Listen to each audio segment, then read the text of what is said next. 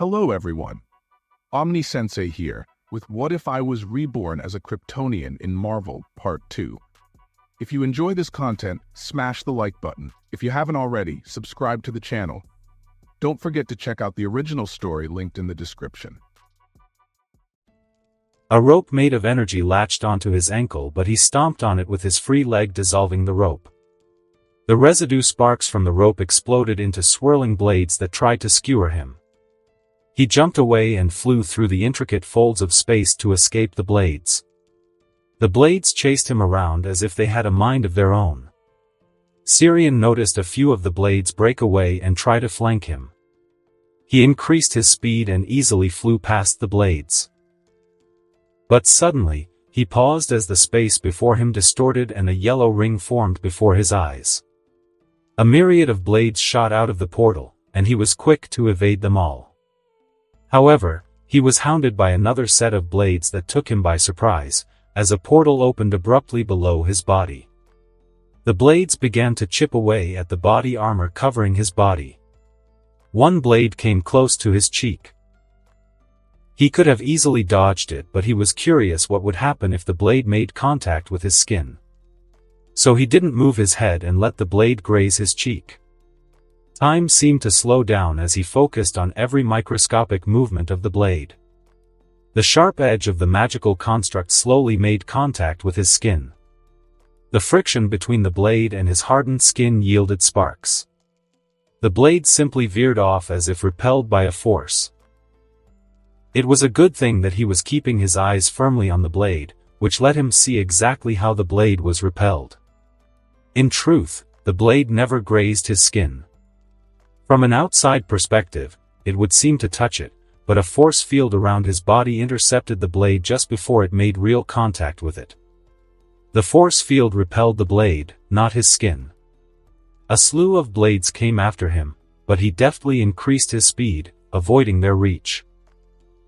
The world around him rippled, and he swiftly changed direction and flew straight up into the sky. Looking down, he was shocked to note that a large box-like magical construct had been spewing lightning at the space he had occupied a second before. A portal opened by his side and he was immediately on his guard as the Ancient One stepped out of the portal. Even in mid-air, the Ancient One stayed perfectly steady courtesy of her magic boots. "Nice boots," he observed. While he had a thing or two to say about the stark appearance of the boots, the thing was helping the Ancient One float. So, it was a good find, in his opinion. Ah, yes. The vaulting boots of Vaulter let one walk on air and arrest abrupt landings, the Ancient One said as she circled him. Each of her steps was accompanied by golden yellow sparks from her boots. "Nice. And I like that thunderbox you created there." He jabbed his finger at the magic box, which was still spouting lightning. "Too bad it didn't work." "Really?" The Ancient One quirked an eyebrow. "I am too fast." "My actions are faster than your thoughts," he shrugged as this was a result he expected. While magic remained a weakness for Kryptonians, so long as he could outrun the thoughts of the user, he should be fine. "Interesting. Perhaps this will help," said the Ancient One before a green aura enveloped her hands. Sirian barely blinked before a tremendous force struck him all over his body, and the next thing he knew, he was falling down. He couldn't muster up his strength to fight off the force being exerted on him. It felt as if he was being crushed down by a humongous meteorite. Sirian yelled and screamed, but he could not escape the grasp of this invisible force. Air rushed around him, and he felt as if he was being stretched thin. He had not felt pain since landing on Earth, but now he was feeling that pain exponentially, and he didn't know how to feel about that. On one hand, it felt natural, but at the same time, he felt as if a great lie was shattered before his eyes. He realized that he was not invincible. That was his last thought before he plunged into the magic box. His mind exploded in pain as untold volts of electricity assaulted his nerves and blackness came for him. Awareness came back to him, but his senses were not functioning. He could not hear any sound, which was weird. He knew he did not activate the necklace that blocked out his senses, as he was training with the Ancient One. He blinked a few times and opened his eyes, but darkness greeted him everywhere. There was very little light, and he stared around in utter bewilderment. He knew he was on Earth a moment ago, but he was in space now. He recognized that it was space because he was not breathing. Any other being would have died, but his Kryptonian physiology ensured his survival even in the vacuum of space. He looked around curiously, and he could not see Earth anywhere. His mind couldn't fathom why the Ancient One would transport him to vacant space far away from Earth. In fact, his enhanced vision could only see a large asteroid belt and a distant star that was giving him some light. Thankfully, the star was a young yellow star, which ensured his power remained intact. As panicking would not do any good, he decided to fly towards the asteroid belt. He put as much speed into his being to push past a huge distance in a matter of minutes. Once he touched down on the asteroid belt, he tasted disappointment once again. His hope was that he was somehow seeing the Orion belt. But that hope was dashed when his eyes traced just 2 planets in his sight. Both planets were gas giants and had no similarity to any planets in the Sol system. Sirian could feel frustration building up inside him. An unholy heat was simmering behind his eyes, fueled by anger that was clawing at his mind. Rah! He let out a yell, followed by laser beams blasting out of his eyes, cutting through the asteroid belt. The beam took on a blue hue and vaporized anything it touched, no matter the size. Wake up! He heard a distorted voice from behind him, and when he turned around, he saw a black figure. He abruptly cut off the laser beam and blinked several times to make sure he was not imagining things. Standing before him was a shadowy apparition-like figure with random purple lights passing through its body, in the likeness of planets, stars, and galaxies. "What the hell is this?" he whispered, dumbstruck. "Wake up!" He blinked at the sound that seemed to emanate from the apparition. When he opened his eyes, he was lying on the ground, and the Ancient One was staring at him worriedly. "Wah! What was that? What happened?" Sirian moaned, rubbing the black spots from his eyes. "You blacked out from my attack and you were unresponsive for a long time. I was starting to get worried," said the Ancient One as she helped him into a sitting position. "But how? What was that?" he asked, confused at the differing sensations going through his body. It felt so real to be in space. His senses could not be lied to, and yet he was right here on Earth. "I increased gravity acting on you exponentially. I assumed you will be able to take the brunt of that attack, but perhaps I may have miscalculated. Your body is teeming with dimensional energy." "Why? What do you mean?" "I may have accidentally exposed you to more dimensional energies. Perhaps it is better that we continue more training after you have learned to properly regulate your internal energy," the Ancient One suggested. "Yeah. That's probably a good idea." He nodded distractedly. His mind was still on the vision he saw. It felt so real that he could not fathom how this turned out to be a vision. He wanted to share the experience with the Ancient One, but he thought better of it. It could be that he just imagined all of this while he was unconscious. He was not that familiar with the Ancient One to discuss a dream he had while he was unconscious.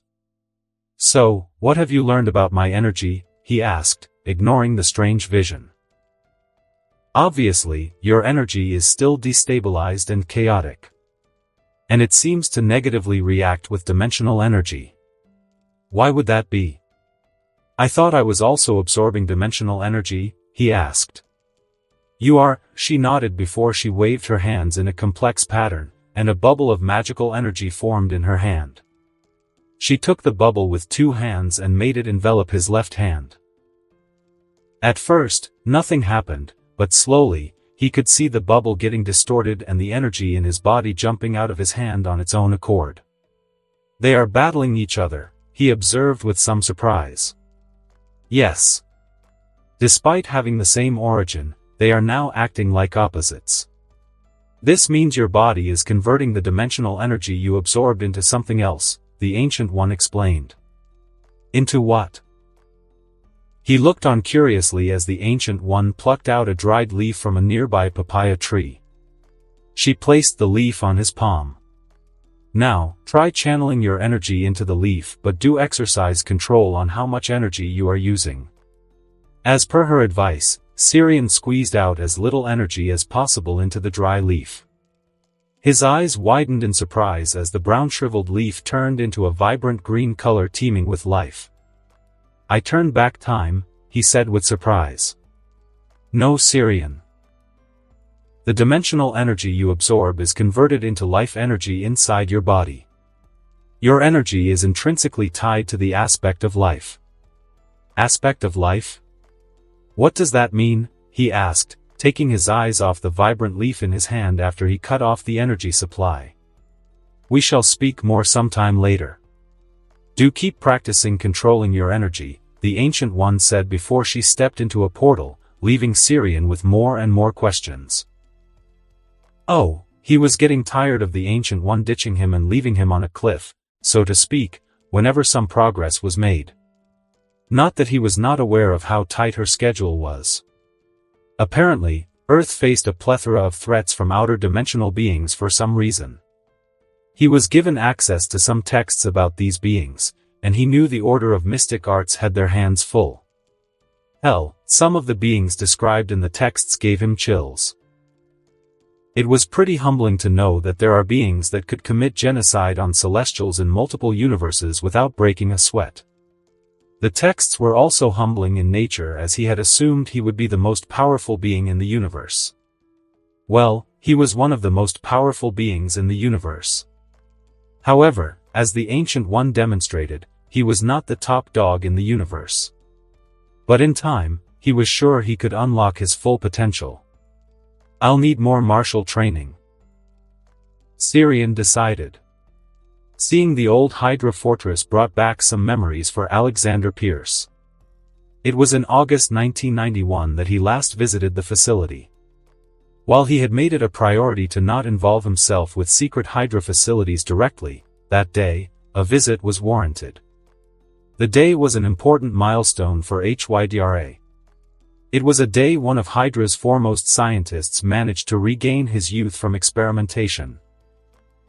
Werner Reinhardt, who now went by the name Daniel Whitehall, had reversed his age, and thus Hydra was fortunate to maintain one of its oldest members. Reinhardt had been one of the disciples of the Red Skull and a major contributor to Hydra's scientific division. The man had made one of the greatest discoveries after the Tesseract. For this, the Red Skull valued Reinhardt, and so did Alexander. It was unfortunate the man had been languishing in a cell till 1989, courtesy of Peggy Carter. But now the man was out thanks to Alexander, and since then, Reinhardt has only proved his worth. The discovery of extraterrestrial life was no sensational news for Hydra or S.H.I.E.L.D., for that matter. But a superpowered alien was now living amongst them, and that was a cause for concern. The moment Alexander had learned about Syrian Vex from Fury, he had begun making plans with his Hydra associates. But those plans required S.H.I.E.L.D. to be focused elsewhere, and that was why he took his time to arrange this meeting far away in Austria. As the helicopter touched down, he noticed Agent Hauer and Gideon Malik. He exited the helicopter and approached his associates. "Welcome back, Mr. Secretary," Agent Hauer greeted crisply.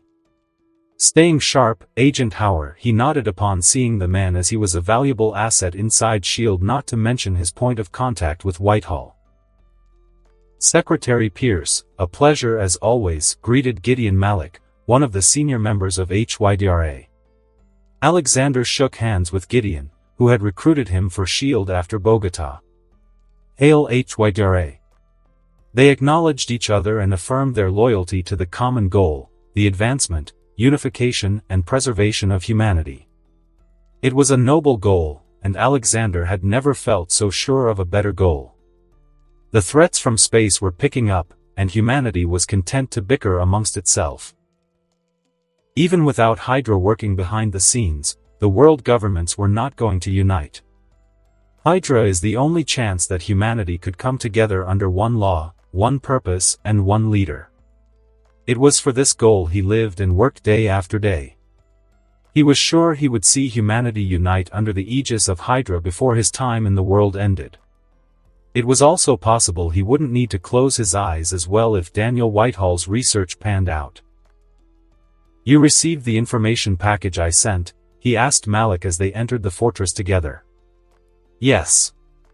It is somewhat concerning we made direct alien contact this early.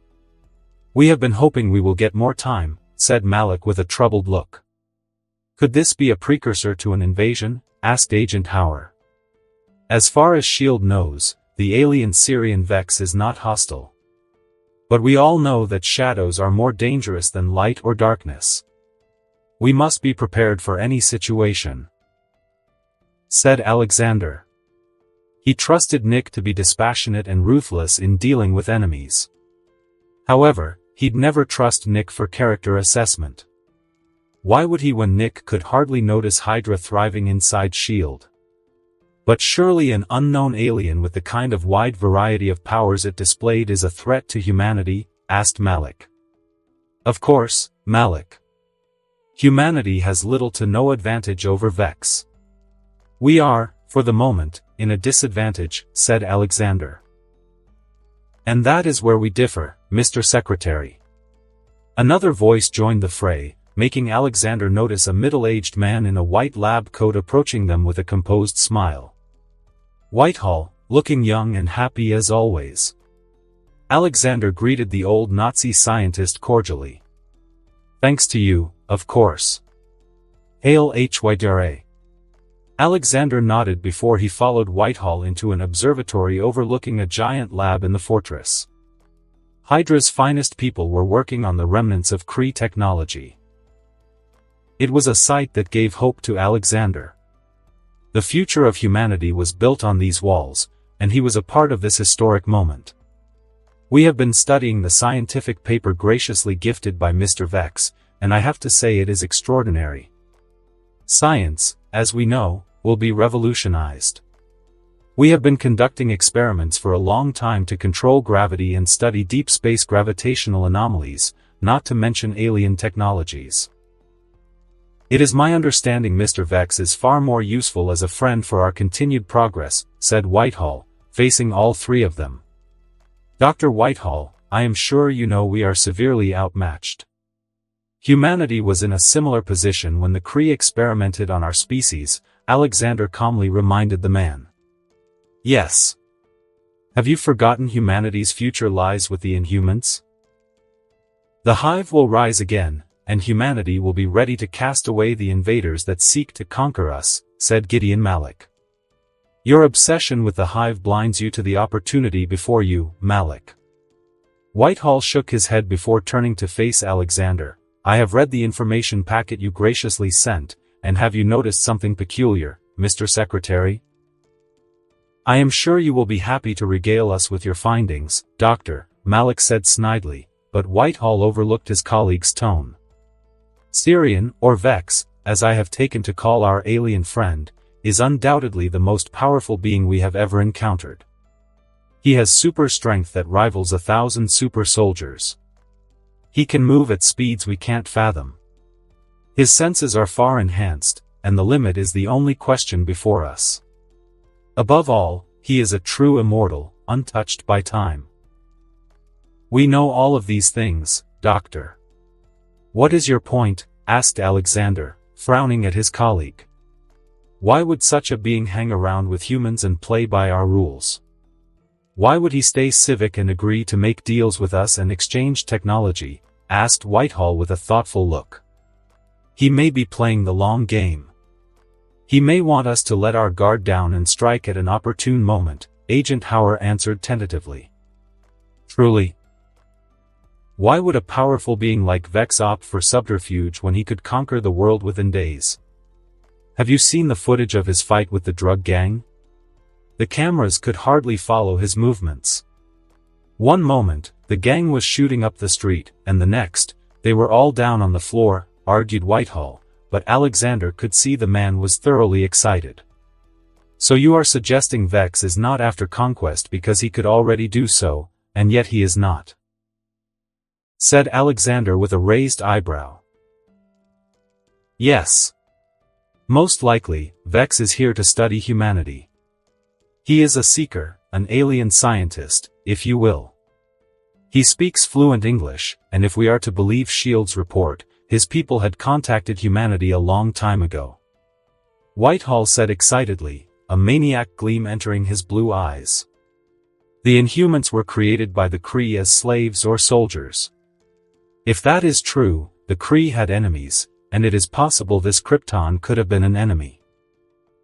I am skeptical about your theory, Dr. Whitehall, said Malik with an unimpressed stare. Of course you are.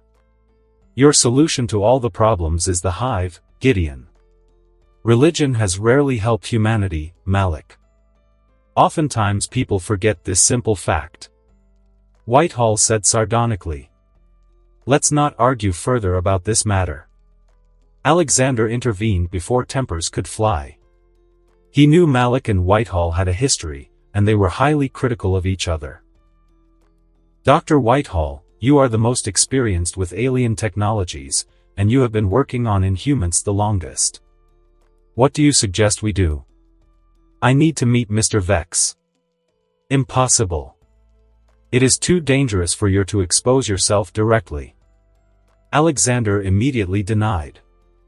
Hydra's MO was based on anonymity, and nothing could compromise that until they were in a position of strength to dominate all facets of humanity. Oh, I don't expect you to arrange a meeting tomorrow, Mr. Secretary. But I expect a meeting with our alien friend in time. Till then, I am more than happy to study his generous contributions to S.H.I.E.L.D. He has already helped us understand the workings of Monolith and my new project, the particle infusion chamber. Alexander looked at the grand view presented before him in the lab, and he felt hope.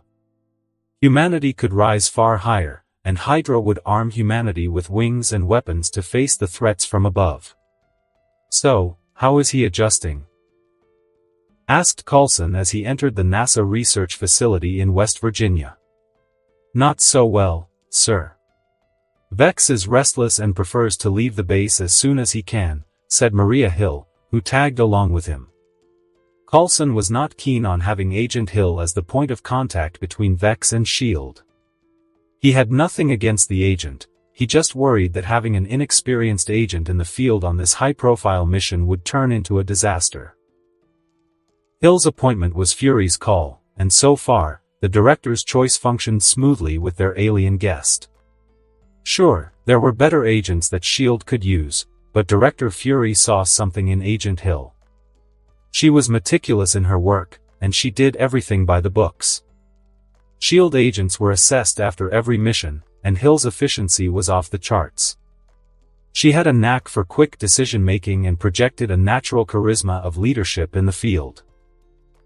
It was very rare to see such talent and discipline in one so young. No wonder he finished the project 2 weeks ahead of schedule. Coulson commented amusedly. Don't remind me, sir. The guy was incorrigible for the last few weeks. He had the entire group working around the clock to push the project ahead of schedule. Agent Hill complained as she let out a frustrated groan. I thought you would be enjoying the opportunity, Agent Hill, Coulson commented, knowing that the young agent is a well-accomplished techie and a closet genius. He had assumed Agent Hill enjoyed working with Vex, seeing as their resident alien was working in an area of science that S.H.I.E.L.D. was very interested in. He is a slave driver, but I won't deny his genius, said Agent Hill. While S.H.I.E.L.D. scientists were ahead in many fields of science than their civilian counterparts, gravitational manipulation was still leagues ahead of their capabilities. In fact, their lack of knowledge of gravitational forces was the reason many of their projects intended to explore quantum science were stymied for so long.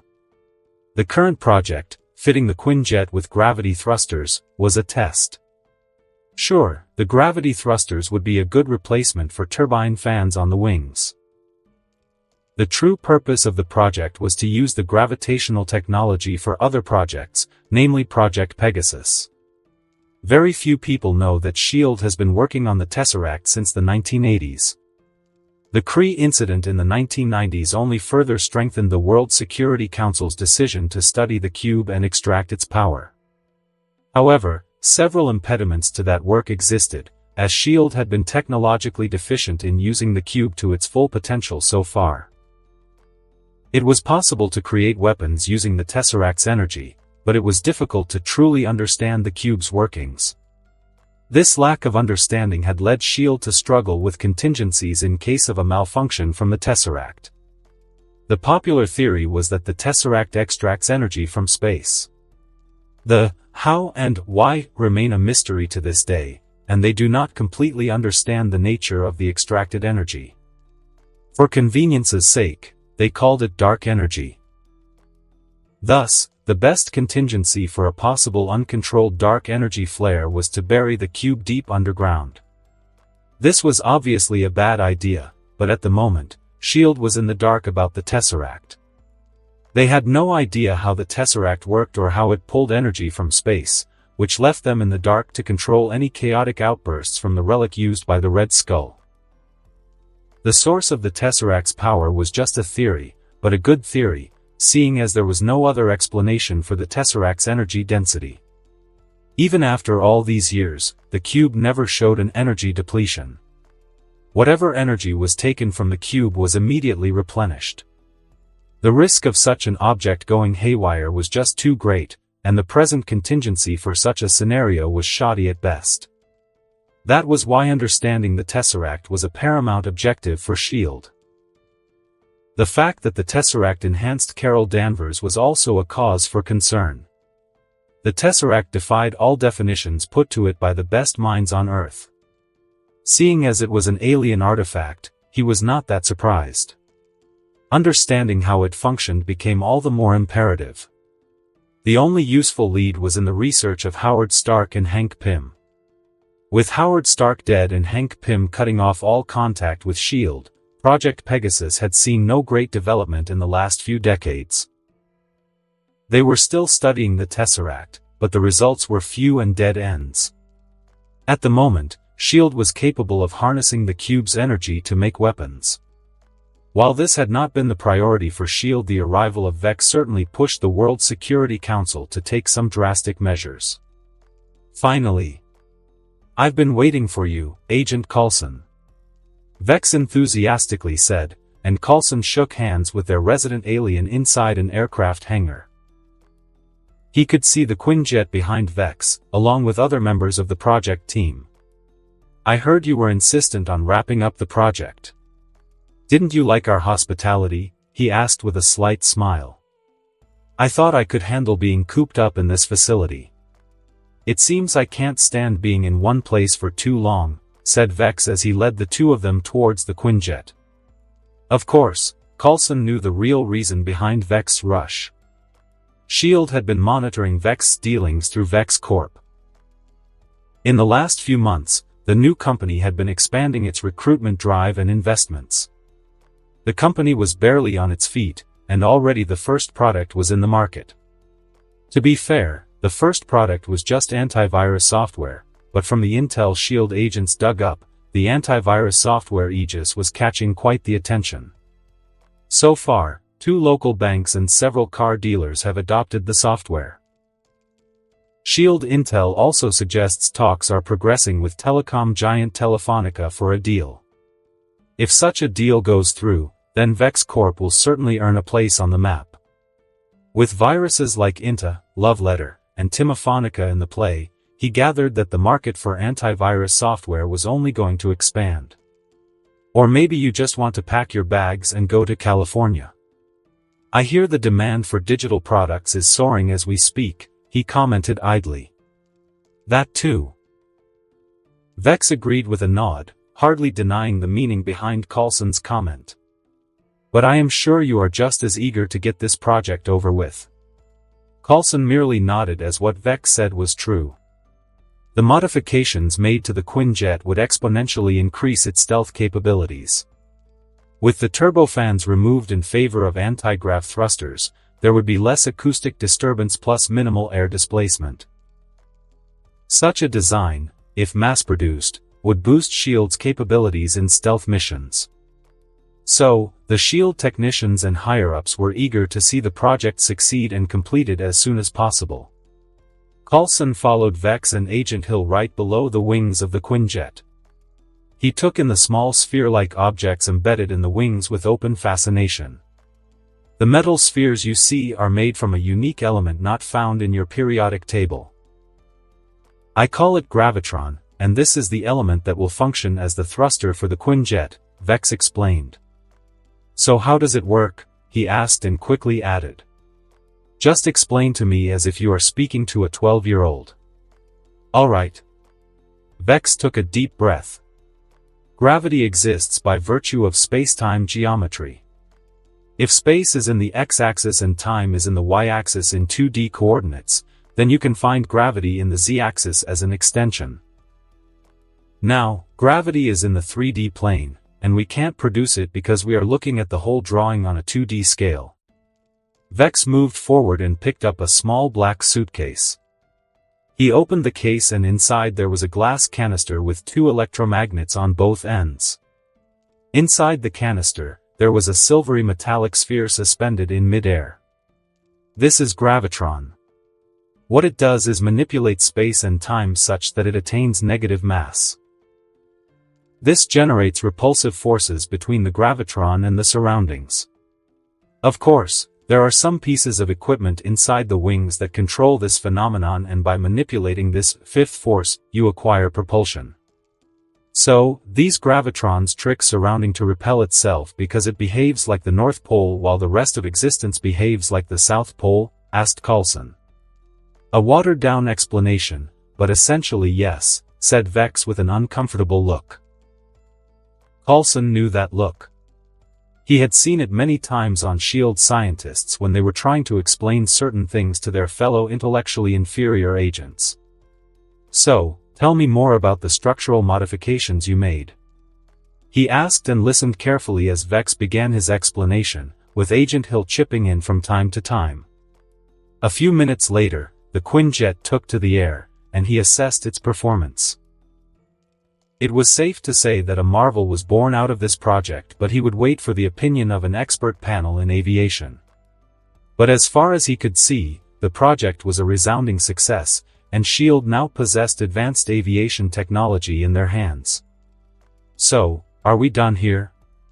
Can I take my leave? Asked Vex after the Quinjet landed and was secured inside the hangar for further tests. You are free to leave, but do remember you have several contractual obligations, said Coulson. Oh, I know Agent Coulson.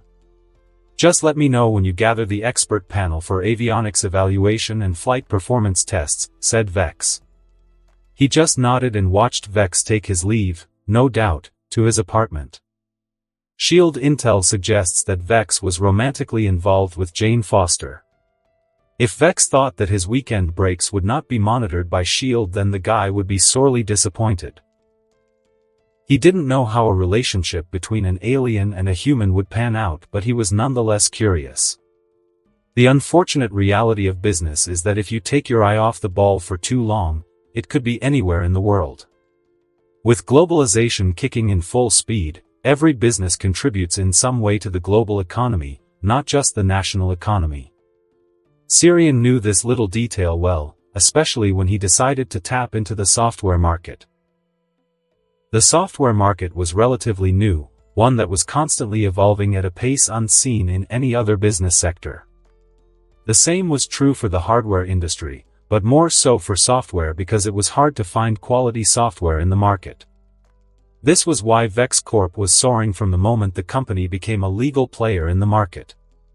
He had already cultivated credibility to his name in cyberspace when he launched an open-sourced antivirus software.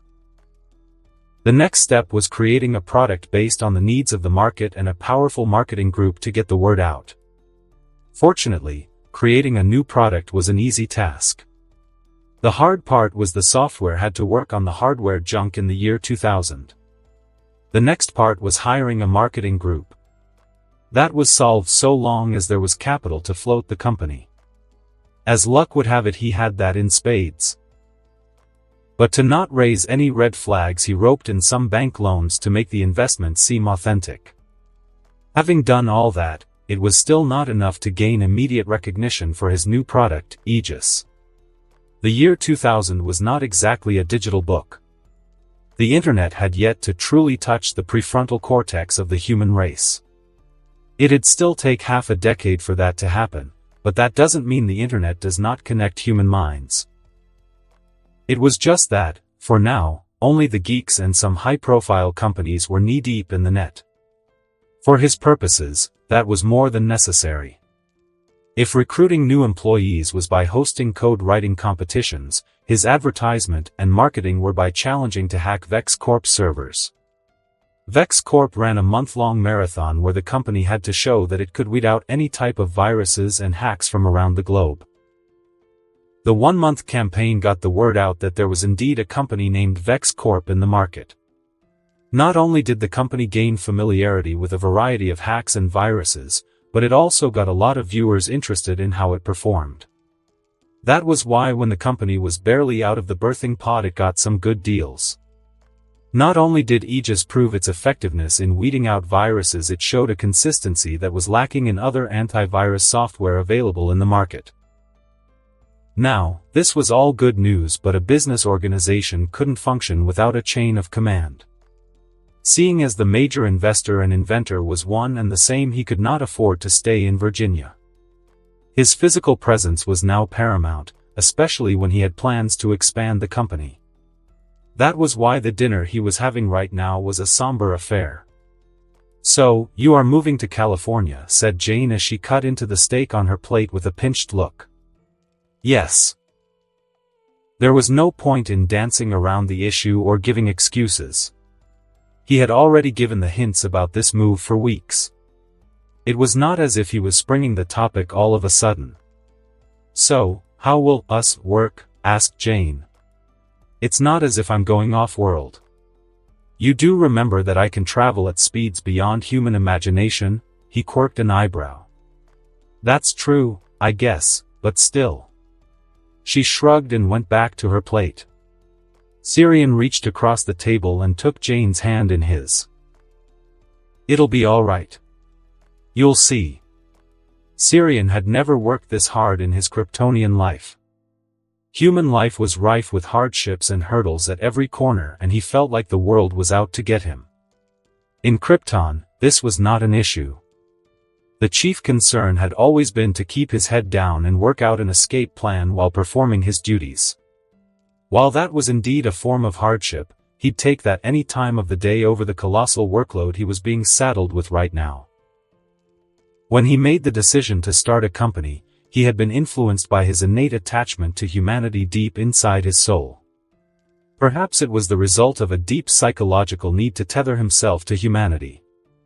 Looking back on his decision, he theorized he may have made the largest mistake in his life.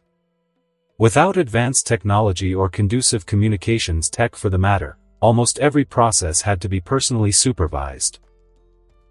As he was the head of Vex Corp, a fledgling company in a competitive market, he had to pour his entire being into every little detail.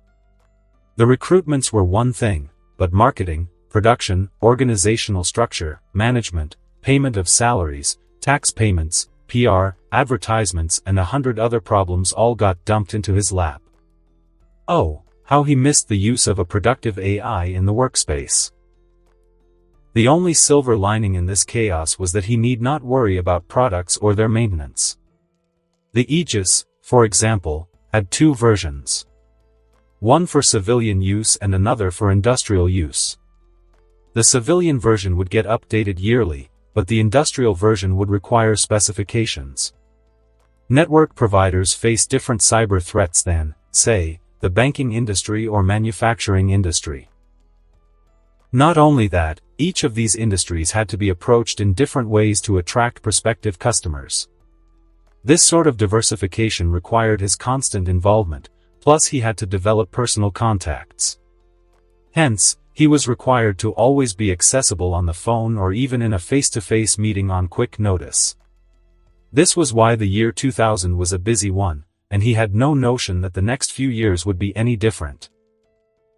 A better part of his life was now being wasted on galas, parties, and business meetings.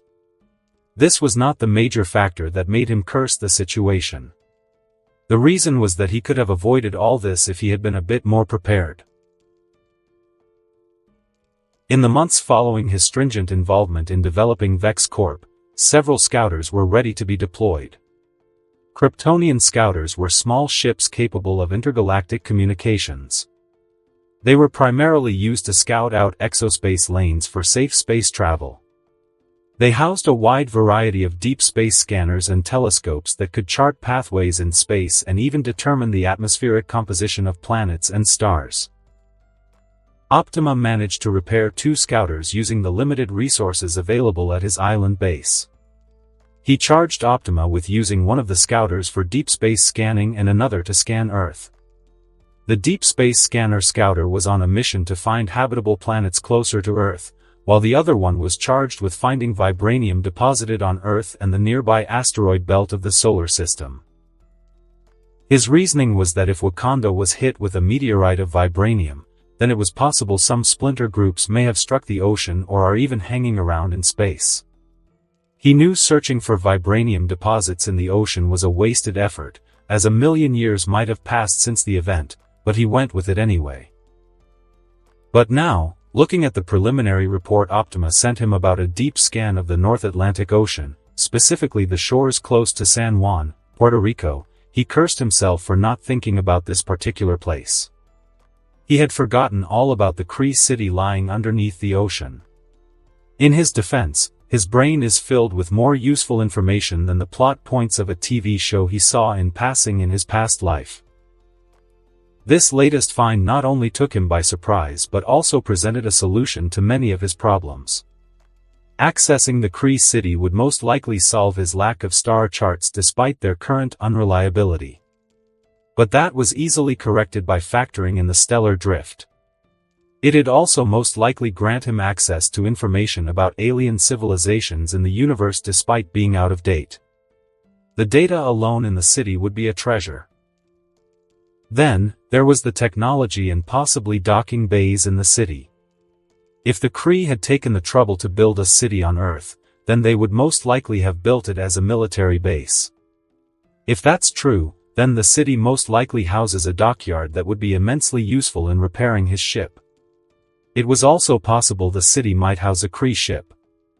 If that's the case, then all the better. Based on what he would find in the Kree city, he could leave Earth and say goodbye to all of humanity. There would be no need for him to worry about S.H.I.E.L.D. or Hydra possibly self-destructing the planet in a mad bid to control and rule. Earth was going to be ground zero for the arrival of all the extraterrestrial genocidal maniacs. There were Loki, Thanos, the Dark Elves, Deviants, the Celestials, and he didn't know who else. They were all going to target Earth for one reason or another. He would have actually stepped in and lent a hand if it wasn't for the shitty people MCU Earth was filled with. Comparatively, the DCU people were far more appreciative and humble, in his opinion. My stay here will only contribute to the problem, he thought with a sigh. He was acutely aware of S.H.I.E.L.D., Hydra, and the US military developing weapons to contain him. The research on gamma radiations to grow super soldiers conducted in Culver was one thing. The dark energy project that S.H.I.E.L.D. reactivated because of his arrival was another cause of concern. As if using the Tesseract to create weapons of mass destruction was not enough, Hydra seems to be working on a multitude of projects. Chief among them is Daniel Whitehall's particle infusion chamber. Just as Hydra and S.H.I.E.L.D. were keeping an eye on him, he was keeping an eye on them. He had developed backdoors into Earth's satellites, thereby keeping an eye on his potential enemies. But now, I have an opportunity to put a stop to this cat-and-mouse play for good, he thought. While this was a good thing, it would essentially cut off his stay on Earth, which meant he would have to leave his new company. The initial plan was to supply humanity with enough technology to defend themselves from extraterrestrial conquerors. While it was most likely a double-edged sword, he hoped humanity would use his gift of knowledge primarily against their alien foes. Failing that, he could always step in and lend a hand at the right moment. This was the plan, but now he was not so sure.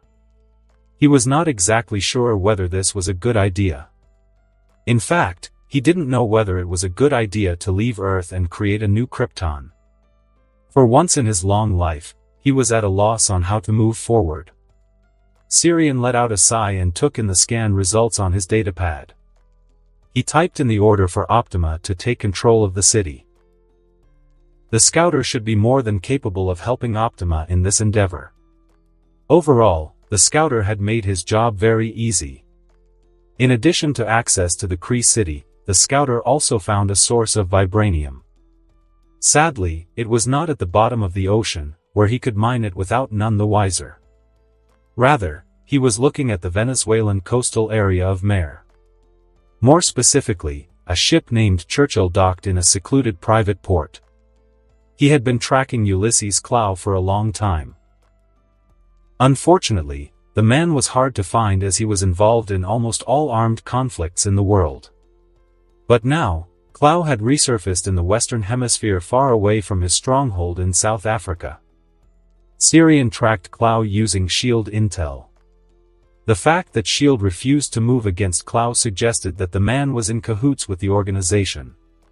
Being an arms dealer and an assassin for hire, Klaue and his group of friends must be useful for SHIELD in some way. Looking into the SHIELD files on Klaue, it was fairly obvious that Klaue was a valued third-party dealer for the U.S. intelligence agencies, not just SHIELD. The CIA was also an invested party in the well-being of Klaue, at least for now. I have already set off butterflies with my presence. Taking vibranium from Klaue seems to be a good idea. He folded the datapad and secured it in his pocket before he exited his office. The moment he was out of the door, he was greeted by Deborah Feinberg, the manager of the IT division. She was also the project manager of Ustream, the MCU equivalent of YouTube. The project was set to launch on the eve of the new year, and the date was catching up. "Are you going somewhere?" asked Deborah.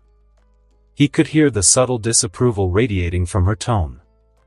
The woman was a good find, in his opinion, despite her mild control streak. He recruited her from Telefonica. Frankly, he thought the woman was being wasted on that company as a technical advisor. Sirian came in contact with Deborah when he closed the deal with Telefonica to revamp the network security of the Movistar network. From his brief interaction with Deborah, he knew the woman had the potential to go far, and he was proven right when she became a linchpin in setting up the Ustream project. She was also instrumental in poaching offshore talent into Vex Corp. If all goes well, he hoped to snag Movistar by next year and hog a major part of the networking market before Christmas of 2002. "I need to run an errand. I'll be back before you know it. The last time you said that you were gone for a whole day, I was left in the dark. We nearly lost a deal with AMD because of that stunt," said Deborah with accusing eyes. "You performed absolutely well in negotiating that deal. You have a hefty dividend coming along this month." He patted her shoulder, congratulating her on a job well done.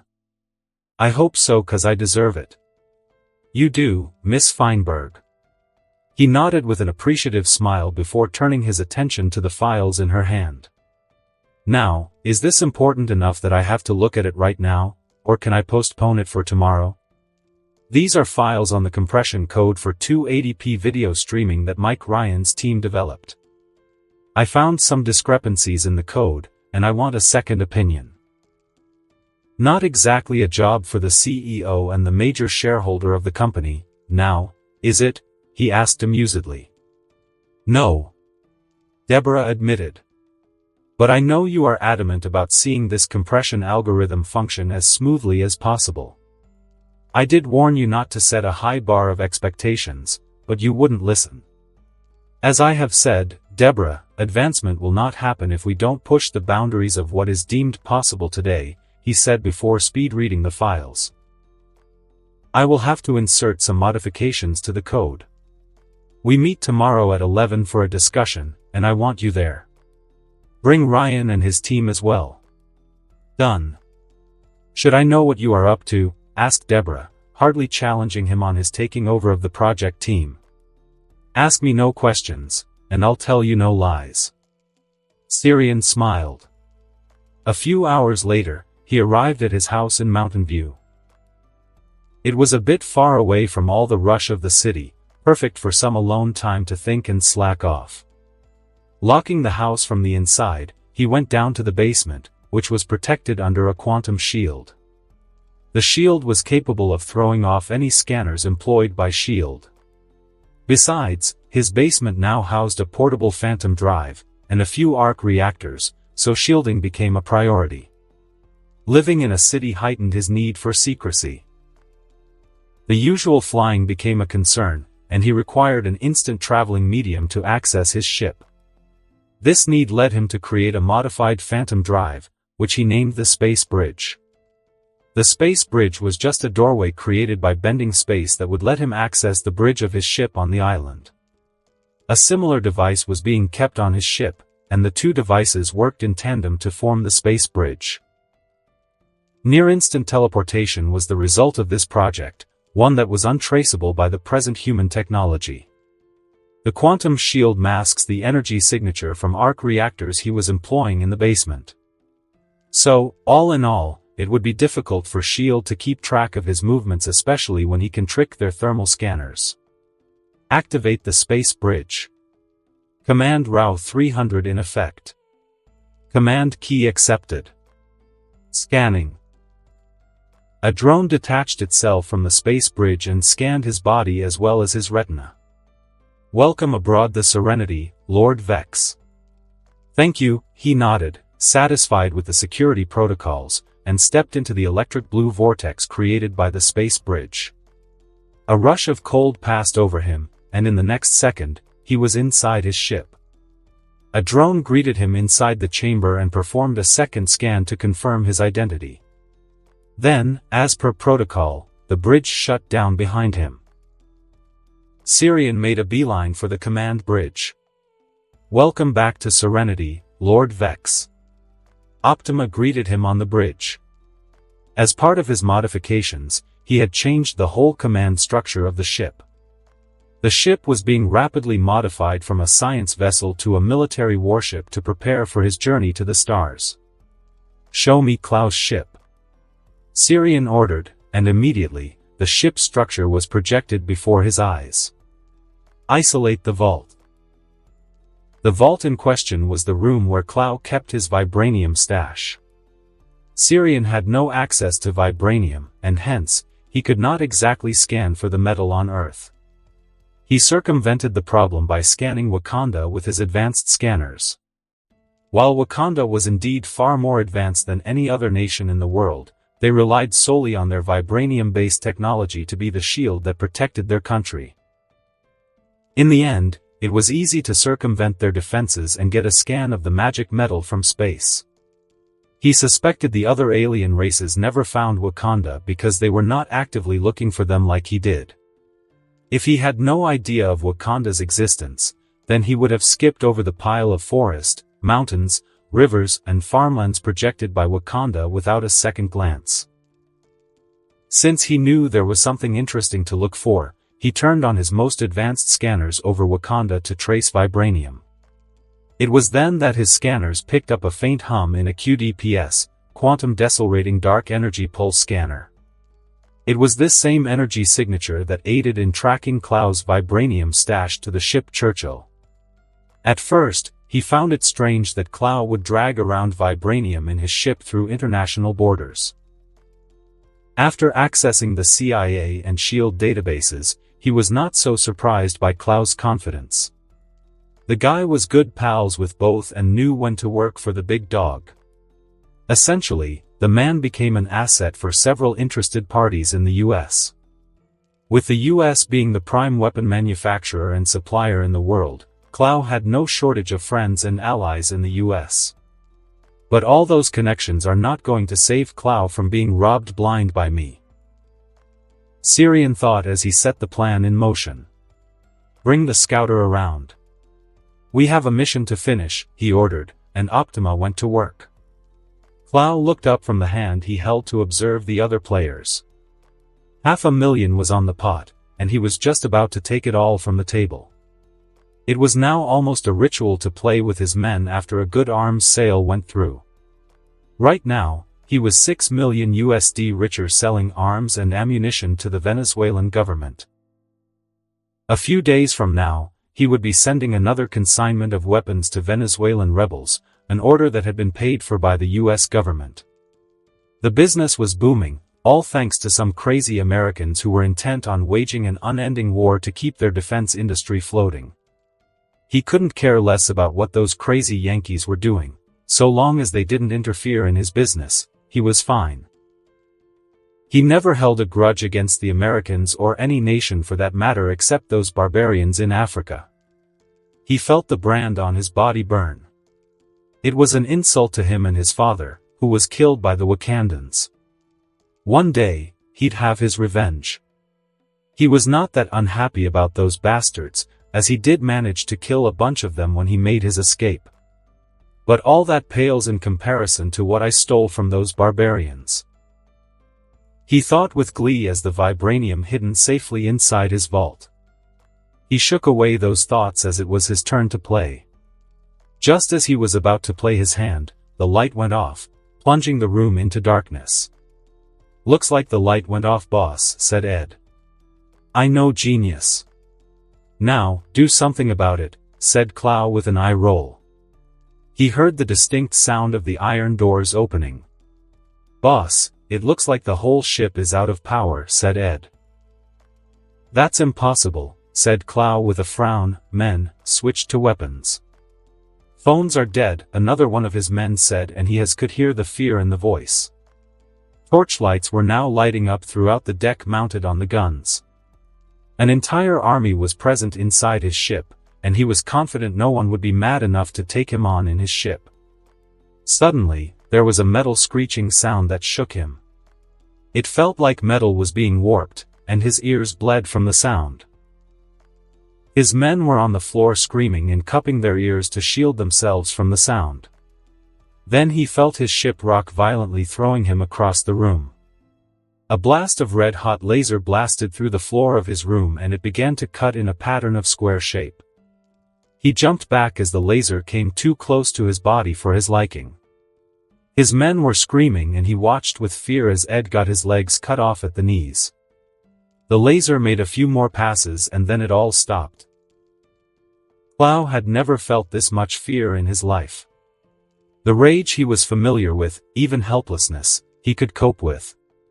But now, he was feeling sheer fear, and only one time did he allow himself to feel fear, and that was in that blasted country. His eyes widened in realization. My vault, he screamed. At that moment, a large hole was punched through his ship, and he watched with rage as his vault disappeared into the hole cut from the bottom of his ship. He knew there was no point in staying in a sinking ship, so he threw his efforts into escaping.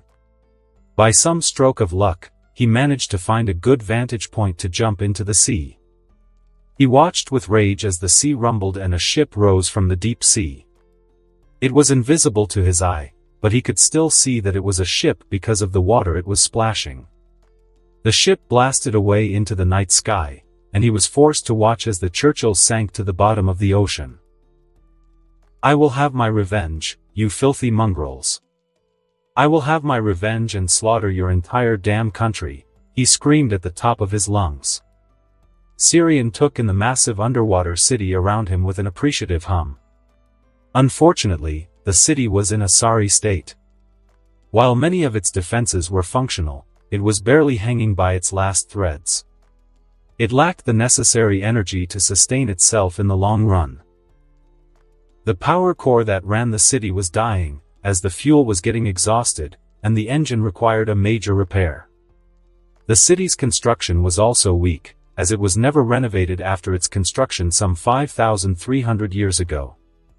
It was a wonder the city even managed to last this long, considering the changes in atmospheric temperature, oceanic activities, and exposure to salinity. Optima, Find out how the city managed to last this long? He ordered absently as he took in the carvings and artwork along the walls. His trusted AI had easily bypassed the Kree city's security protocols long before he arrived. The scouter and a small group of drones were more than enough to map out the city and remove any remaining defenses. There was a shield around the city, sir. The lack of power forced the city to shut down the shield. I see. Have you accessed the city archives? Kree archives are being processed, sir. Are there any star charts? He asked, almost hopefully. Yes, sir. That put a smile on his face.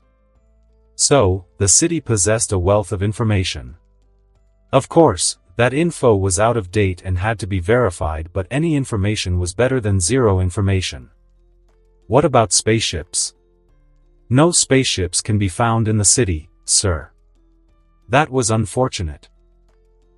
It would have been useful to gain access to any Kree ships left in the city, but no matter. The star charts themselves were more than valuable. What about the docks? Can they be useful for repairing Serenity? Yes, sir. But the city can hardly function without a proper power source. It will need a high-density power source, and the shields need to be reinstated for safety. What is the city's current power source? He asked as he picked up a gauntlet from an open chamber on the wall. Kree archives call it gravitonium, said Optima. An image was projected into the room, showing its structural composition.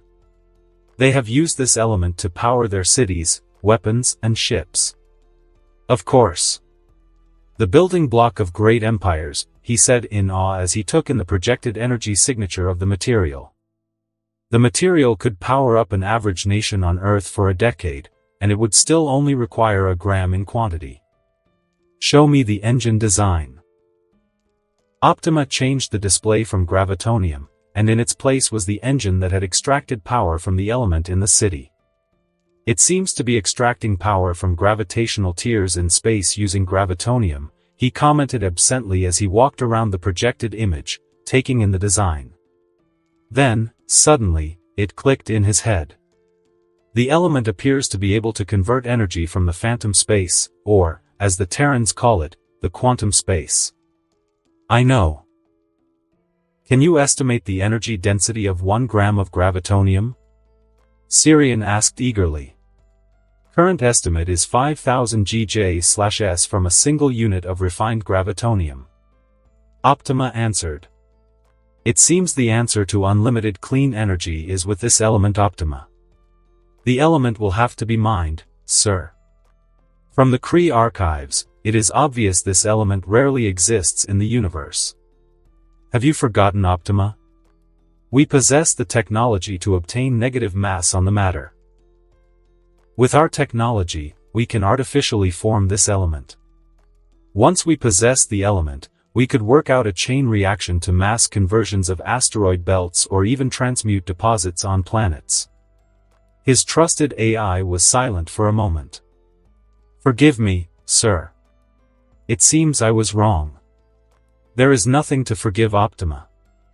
It seems we have a lot of work left to be done, he said as plans started to form in his mind. Restore the city's energy output with arc reactors. Transfer all available arc reactors to power up the city and restore the shield. Establish a space bridge as well. Are you planning to transport the vibranium and Serenity to the city, sir? Sirian thought about that for a while.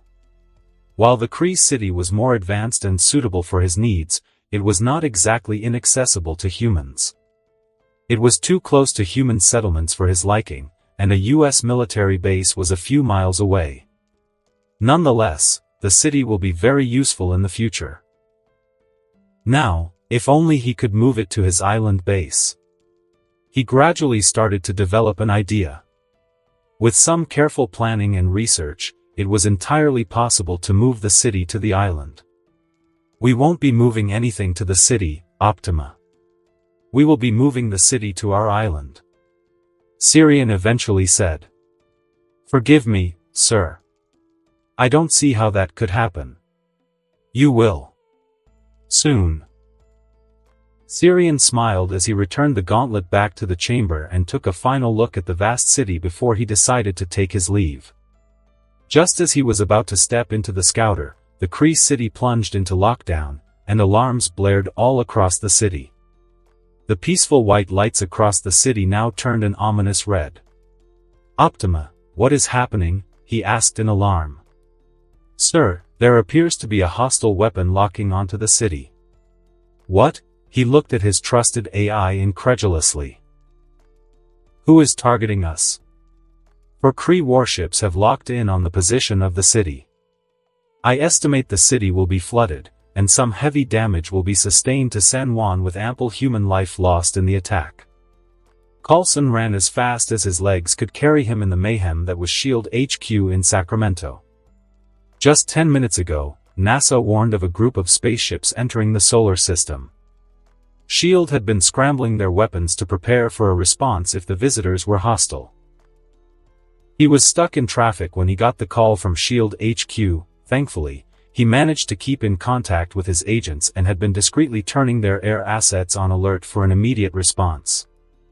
He ran straight into the director's office, dismissing any protocol. However, the director was not alone. Alexander Pierce was also in the office, and both men looked grim. Coulson, you're right on time, said Fury before indicating to take a seat. I was stuck in traffic, but I was debriefed by Agent May. Director, he straightened his tie and sat on the offered seat. Good. We are facing most probably an invasion, but we didn't know who, said Fury. Can we be sure, sir? The last time our deep space scanners alerted us of an extraterrestrial object, it turned out it was not an invasion force, said Coulson. 4 gigantic ships are closing in on Earth, and the latest scans show they have taken a geosynchronous orbit to park their ships, said Fury as he pressed a few buttons on the keyboard. The radar image flickered away, replaced by a gigantic ship. The smallest ship is nearly 3 miles wide, Agent Coulson. What you are looking at is not a tourist yacht, it's a warship, said Pierce. Well, warships. Pierce corrected himself with a small cough. Coulson nodded as he accepted the point the secretary was making. He looked at Fury, who was playing with a pager in his hand. He had never seen Fury this much worried. Considering the situation, he could understand why. He also knew the pager was given to the director by Carol Danvers. If Fury was going to use it, he already would have, so he knew something was up. You might be wondering why I asked you here, said Fury before the director swiveled around in his chair to face Coulson. I need to know whether this has anything to do with Vex. Is this his people? Sir, I'll just check, said Coulson. He was just about to dial the guy when a text message came from Vex. Reading the text, his eyes widened. Sir, you need to see this. It's from Vex, said Coulson as he handed over his phone to the director. Prepare your forces immediately. The Kree fleet is here. I'm moving in to intercept. Take care of any strays that enter Earth's atmosphere. Coulson watched as Fury took a deep breath. The Kree were bad news. They had quite a lot of intelligence on those genocidal maniacs in the SHIELD. If Vex was to be trusted, then their planet was in serious trouble. They were nowhere near prepared to engage in space warfare against an interplanetary empire. Do you trust him? Asked Fury. Yes, sir, answered Coulson, and he hoped Vex was indeed a friend to humanity and not a sleeper agent for an alien invasion as Alexander Pierce theorized. It was a valid concern, one he knew many on the World Security Council held. But having worked closely with Vex for almost a year, he knew the guy was not hostile. He was a bit antisocial, robotic, and rough around the edges, but never hostile. He schooled his features to neutral as Fury picked up his radio. All agents, this is Nick Fury. As of this moment, we are at war. Alpha protocol in effect, said Fury before he turned off the radio and turned to Coulson. Let's hope Vex can buy us time for our birds to get in the air. The radio shortly cackled back to life, and Coulson recognized the voice as Agent Hill's. "Director Fury, do you copy?" "Agent Hill?" "Sir, our satellites are tracking an object moving fast towards Bogey 1, well above Mach 5 speed." Fury looks up to meet Coulson's eyes. "It looks like he's on the move." Syrian cursed himself for not taking any precautions. He should have thought the Kree were monitoring the city. Or maybe the Kree were not monitoring the city, but the city itself might have sent out a distress signal once Optima breached its defenses. Whatever the reason, Kree ships were now in orbit, and they were hell-bent on destroying the city, which he could not tolerate. He sparingly remembered that the Kree were interested in wiping out Inhumans. Obviously, he was not an Inhuman, but the Kree may not have known that. They must have thought him an Inhuman who tracked down the city to use the Diviner. Under no circumstances could he allow the Kree to damage the city. Kree City housed a goldmine of information and technology that would only further aid his plans on Earth and the wider galaxy. Even if the Kree were judicious in using force, they would still damage San Juan, and many lives would be lost in the attack. That's why he alerted Coulson of the impending Kree invasion. Pushing himself further, he speared through the air, rapidly gaining speed towards the Kree ships in orbit. While he had alerted Coulson of the threat, he also left the scouter in stealth mode above San Juan to take out any stray Kree fighters or weapons in case he wouldn't be able to defend properly. His enhanced vision picked up the activities of Kree ships firing their projectile weapons aimed at the city. He could not allow those missiles to enter Earth's atmosphere. Once it penetrated Earth's atmosphere, S.H.I.E.L.D. could track the missiles to their intended location, which would expose the location of the city. He could not allow that to happen. His eyes burned with intense heat and power as a blast of red-hot laser blasted out of his eye sockets. He kept the laser blast consistent and sharp to cut through the incoming missiles. Before the missiles could pass through Earth's atmosphere, he managed to cut a swath through most of them, and only 2 managed to escape the initial blast. He changed his course, intercepted one of the missiles, and punched it in the nose. The resulting explosion consumed him in a wave of heat and radiation, but the tactile telekinetic shield protected him and his suit of armor from any damage. A concentrated laser blast from his eyes saw to it that the last of the missiles was destroyed before it could enter Earth's atmosphere. With that done, he turned his attention to the 4 gigantic warships of the Kree fleet. He hoped the Kree would take their ships and leave, seeing as their initial attack had been destroyed in the cradle. "Oh shit," Syrian muttered. The warships began to deploy hundreds of fighter crafts contrary to his hope. "Looks like I will have to use forceful deterrence," Syrian thought before charging his eyes once again and beginning to cut a swath through the fighters. A barrage of plasma shots dropped on him like an avalanche, which he managed to swivel through, if barely. He caught a fighter by its tail and swung it around. The pilot, in a fit of panic, held on to the firing console, and the fighter began firing continuously. This, along with his laser beam, devastated many of the Kree fighters, but the fighters kept popping up in numbers. He speared through a few more fighters and began blasting out those that were far away from his reach with his lasers. But it was becoming difficult to maneuver around the fighters, especially when he was concentrating on not letting any of them cross into Earth's atmosphere. For a fraction of a second, he took his focus away from the mother ships, and that cost him. A boatload of energy slammed into him from one of the bigger ships, temporarily clouding his senses. That was all the time the fighters needed to gather in a formation and pelt him with concentrated fire and an energy net to constrict his movements. With his strength, he could eventually overcome it, but he decided to take the hits in favor of concentrating on the bigger threat. The bigger ships were the problem, so he concentrated his laser beam on the ship. A torrent of super-hot white plasma beam blasted off from his eyes straight for one of the larger ships. It was one of his strongest attacks, and he poured as much energy into the plasma beam as he could, but the ship's energy shield took the hit and held strong. He maintained his attack, but he could not feel like he was breaching the barrier. While he maintained his assault, the other 3 ships surrounded him. The fighters quickly pulled back, and he noted what was going on. But he could feel he was nearly there to breach the energy shield, so he persisted in his attack. Suddenly, his body lurched forward as if he were being hit by an unstoppable force. Nonetheless, he resumed the laser attack, but then he felt the 3 ships turn on their weapon. His laser turned off abruptly as he felt his body was being torn apart. His senses were being torn away. His ears got assaulted by booming and grinding sounds. His vision was getting black spots and turning upside down, which didn't make any sense anymore.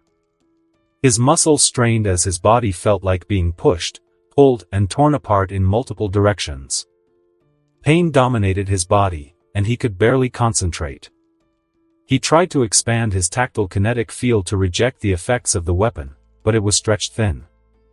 His powers were the only thing that guaranteed he was still alive. In a moment of clarity, he understood he was being assaulted by a gravity weapon. He was slowly overcoming its effects as his senses were adjusting, but not fast enough. It felt like he was suspended in a well of gravity that was collapsing the space around him with its power. He screamed as he felt the forces of gravity increase and renew their assault on his senses, throwing off his recovery. He tried to concentrate his energy on his eyes to fire off a laser beam, but the energy could not escape. Gravity was distinctly powerful, and even energy and light were getting warped by bending space under the assault of artificial gravity. Syrian closed his eyes and tried to think of a way out of the situation. Then came a whisper into his mind. He felt it was in his mind because the sound was not being warped by gravity. Use your power. Pull the light forth. His vision suddenly changed, and he felt as if he was standing on an asteroid. With a start, he realized that this was the vision he had when training with the Ancient One. A hand laid on his shoulder startled him, and he turned around to find a being that looked otherworldly. Its eyes were gleaming as if they were stars. Its body flickered with purple lights.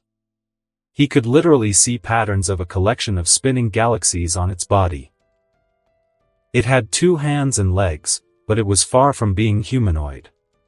It lacked a mouth, nose, or even ears. It was shrouded in darkness, but he felt no fear standing before the being. It felt almost like a compulsory calm invaded his mind. "What are you?" he asked. "In time, you'll know. For now, bring forth the light in this world. That is your purpose, your destiny." The being's voice whispered into his mind, and he was back inside the gravity well again.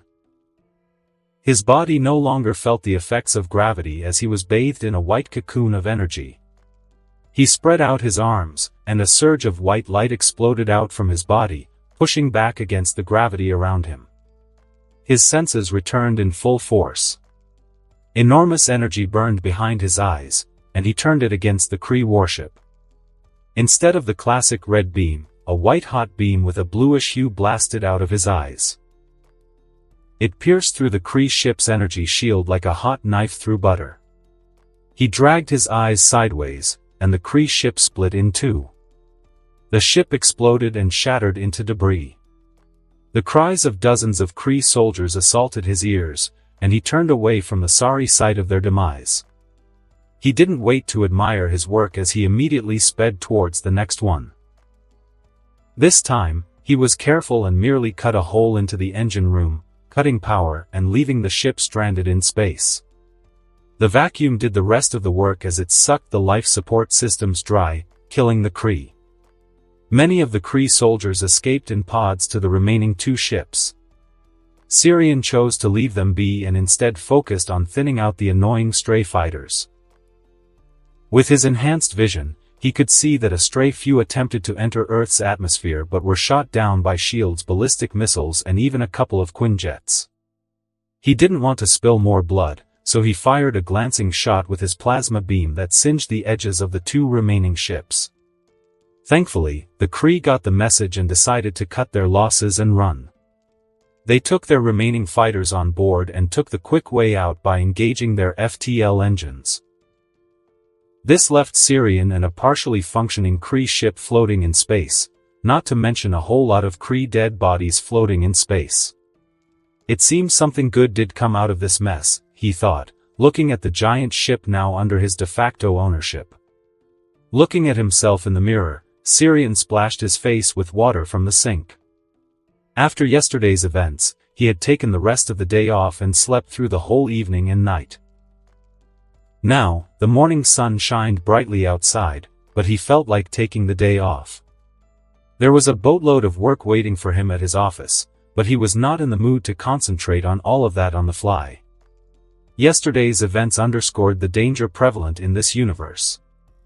He had not considered anyone a threat owing to his Kryptonian ancestry, which ensured his near invulnerability under the influence of a yellow star. Well, there was the Ancient One, but he theorized he could take her out provided he didn't hold back and attacked with the intent to kill. His speed could help him triumph over the Ancient One. In his hubris, he thought all other creatures in the universe would face the same disadvantage when facing him in battle. Yesterday's events proved him wrong. Syrian's eyes found the data miner he used to collect information from the archives of the disabled Kree ship by his bedside. He picked it up from the table and went down to his house's basement. "Good morning, Lord Vex." Optima greeted him via a drone, which activated upon his entry. "Good morning, Optima," he greeted back before he plopped down on a sofa in the basement as lights flickered on courtesy of Optima. He handed over the data miner to Optima. "It contains the data archives from the Kree ship. I want to know why the Kree attacked and how they knew to target the city." "Right away, sir." Optima took in the data miner and plugged it into the drone's processing core. While Optima processed the data, Syrian switched on the TV and browsed through the major news outlets. He took a look at CNN. In a major announcement, NASA has announced that they tracked and destroyed a meteorite headed for Earth. Sources inside NASA claim that the meteorite is not an object of concern as it is bound to burn away under Earth's atmospheric friction. Yet, the White House released a statement saying that the military dealt with meteor sparking debate over the safety of our planet from space rocks. We have General Matthew Harris of the Air Force on the line. "General, why was military action required if the meteor was not a threat?" General Harris: "Well, I can say with utmost certainty that people ought to have no fear. There is zero danger to us from space. The Air Force and NASA coordinate in the Object Collision Defense and Near-Earth Object Observations program. When we first learned of the object, we formulated a project called Project Atlas, which is the defense of American airspace from attacks by missiles, meteor showers, or even a hostile satellite. We chose to use the ASAT, anti-satellite weapons, to demonstrate the ability of the United States Air Force to defend our country and, if need be, our planet from threats, both from inside and outside." Host: "So, are there no threats from space, General? People can go on shopping for Christmas without looking to the sky for some rocks falling on their heads." General Harris: "There's nothing to worry about, people. The USAF keeps our eyes on the sky. When we are here, nothing will touch the people on the ground. Just keep your eyes on the road and drive safely. The roads are slippery, you know." The host and the general dissolve into a choreographed laughter, and Syrian changed the channel. The same story was being run on other channels briefly before switching away to more juicy stories. He switched off the TV and let out a sigh of relief. It would seem S.H.I.E.L.D. managed to keep everything under wraps, for now. Even the foreign media were ignorant of what transpired a few miles outside of Earth's atmosphere. In the end, he concluded that it was a good thing. The people of Earth were not ready to receive news of aliens and space wars. He believed that they never would, but sooner or later they would be forced to confront the truth. It was not his problem how humanity faced the wider galaxy. At least, he thought he had very little to contribute in this matter. Nonetheless, major scrutiny was avoided on yesterday's incident, which sat well with him. He didn't feel like it was time to be exposed and face the world without a mask. The anonymity of his true identity was helpful in many ways. This was why he went out of his way to destroy any evidence of a battle by cleaning out the debris from the exosphere of Earth. He even tucked away the disabled Kree ship on the dark side of the moon, along with a few samples of the Kree themselves. For the time being, Earth's natural satellite was more than enough to keep the Kree ship safe and sound. He would have asked the Ancient One for help moving the ship to the island, but he disliked depending on Earth's mystical defender. Lord Vex, I have combed through the Kree archives. Optima's voice pulled him out of his thoughts. So, why did they attack the city? He asked curiously. It seems a distress beacon was sent out to Hala when I took over the city. I apologize for my lapse, sir. I pored over your protocols, Optima. If the beacon went ahead, it means it was tied down to a separate server triggered by unknown parameters that we didn't take into account. The fault is that we didn't think of employing signal jammers. I will add that to my protocols, sir. Good, he nodded in approval before sifting through the data packet extracted from the Kree ship. Undoubtedly, the Kree ship he hijacked was a warship and was used for war by the Kree Empire. According to the ship's logs, it seemed there was a war going on between the Kree Empire and the Nova Empire. The war had been going on and off for centuries by the look of it. It was one war after another, and a brief period of peace intermittently brokered with an armistice. An endless war, he whispered in horror. On one hand, he should not have been this surprised. It was not as if the old races of the MCU were any different from mankind.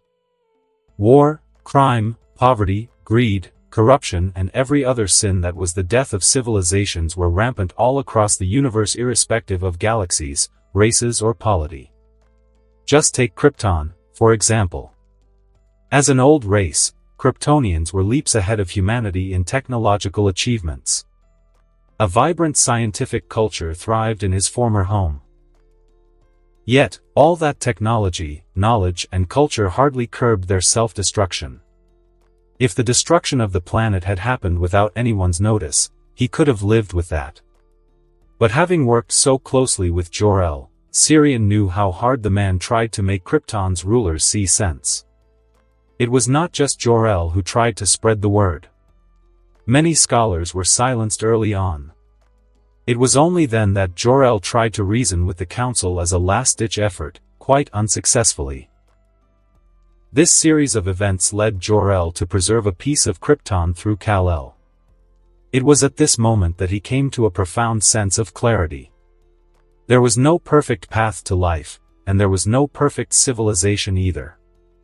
The concept of a perfect civilization or utopia was just that, a concept, and he realized it would stay a concept for time immemorial.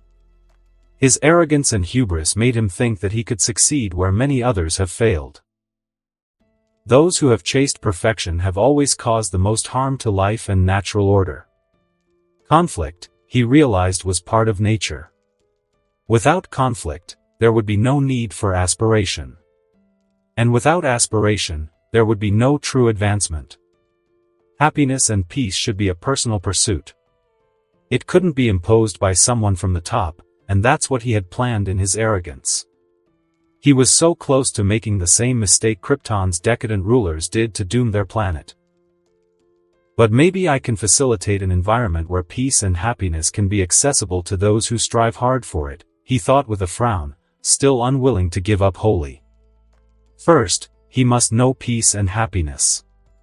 After all, he couldn't possibly build a world of peace if he wasn't in peace within himself. And it was at that moment that he let go of his goal to rebuild Krypton in this universe. Just as you said, Jor. Krypton had its chance, he whispered to himself. He felt as if a great weight was removed from his shoulders. It felt refreshing to be free from that responsibility. His need to remake Krypton had clouded him to many of the inherent problems it would bring. Just how was he going to create a functioning society when it was filled with superpowered beings that could single-handedly decimate any known civilizations in the universe? It was also possible that the Kryptonians that he would clone would turn out immortal like him, and that was the worst thing that he would do to another sentient being. Even if they were hybrids, as he lacked the necessary technology and genetic material to create full-blooded Kryptonian children, the chances of an immortal race were still there. Death, he realized, was a gift. Those who died in Krypton may have suffered momentarily, but for those who survived, their suffering was endless. He thought of Zod and the other Kryptonians stuck in the Phantom Zone. At the very least, Kal-El would grow up with a loving family far removed from the burden and failures of Krypton. At that moment, he appreciated his universal jump for Kal-El's sake. If he had managed to reach DCU Earth with Kal-El, it was entirely possible that he would have raised Kal with the burden of Krypton's loss. But now, he was reasonably sure Kal was having a better childhood. At least, he hoped so. Even in failure, there are small victories. The trick is to look past the failure, he thought as his mind settled down in satisfaction. He rubbed his eyes and went back to browsing through the data from the Kree ship. He looked for the gravity wells he encountered as that particular weapon interested him. If he had not been so arrogant as to assume that his enhanced Kryptonian physiology could not be threatened, he would not have fallen into the Kree's trap. Optima, show me any files related to a gravity weapon. His order was immediately followed, and Optima projected 3 files. One was about the weapon's maintenance and some data regarding its safety protocols. The second file was about the common tactics for using the gravity weapon. The third file was about its specific uses and the situations in which the weapon is to be used or not activated because of risks. For example, the gravity well was not to be used inside the atmosphere of a planet. The possibility of a self-sustaining, ever-expanding singularity was too high. It was also advised not to engage the weapon during FTL jumps. But what truly grabbed his attention was the secondary direction accompanying the use of gravity well. According to the files, the weapon was to be used to capture Ver, otherwise known as Captain Marvel, a dangerous traitor of the Kree Empire. So, the weapon is designed to be used against Carol Danvers, he thought. It made sense. If the Kree managed to capture and brainwash Danvers, then they would get a powerful weapon they could employ to win their war. If the weapon could pin a Kryptonian under the influence of a yellow sun, then he gathered Captain Marvel could stand no chance. It was also possible that Carol's powers could protect her and perhaps even overcome the weapon as he did. That thought led him to think about the entity that helped him escape the gravity well. It was certainly not a being he ever saw in the MCU movies or the shows for that matter. He was not exactly a fan of the Marvel comics growing up, as he preferred Flash and Batman in his childhood. The rest of his interest lay in investigative novels, so he never veered off into Marvel comics. The doorbell rang, distracting him from his thoughts. He could have used his enhanced vision to see who was the guest, but what was the point in knowing everything? Life was more fun with a bit of ignorance. It was not exactly a good attitude for a member of the Science Guild, but Krypton was ashes, so who cared about such things? So, he went about it the old-fashioned way. Locking the basement's doorway behind his movable bookshelf, he made himself presentable and opened the door. His eyes widened in surprise as he took in his unexpected guest. "Surprise," said Jane as she pulled him into a hug. While momentarily stunned, he regained his bearings, and a smile crossed his face. He swept her off her feet and twirled before setting her down, capturing her lips in a kiss. He felt a wave of warmth and a fluttering in his gut. "You are here," he said in amazement as he gazed into Jane's sparkling eyes. "I am," said Jane with a smile that made him kiss her again. "The day gets better and better." Sirian laughed as he led her into his home. "What brings you to California? You never said anything about this last time we spoke. I thought I'd surprise you. You said you can't leave California until New Year's Eve, so I decided to spend some time with you," said Jane as she looked around the house and finally settled on a sofa. "Well, consider me pleasantly surprised." You want tea? He offered as Jane made herself comfortable. No. I need to take a bath. Yesterday's meteor incident suspended my flight, and I spent the rest of the day in an airport, said Jane, fishing out a towel from her travel bag. Placing a quick peck on his lips, she skipped over to the bathroom. Oh boy. Good thing I took the day off, he thought before preparing some hot tea for himself. Jane hadn't felt this happy in a while. Back in Virginia, it was college, her apartment, and back to college with little to no time in between.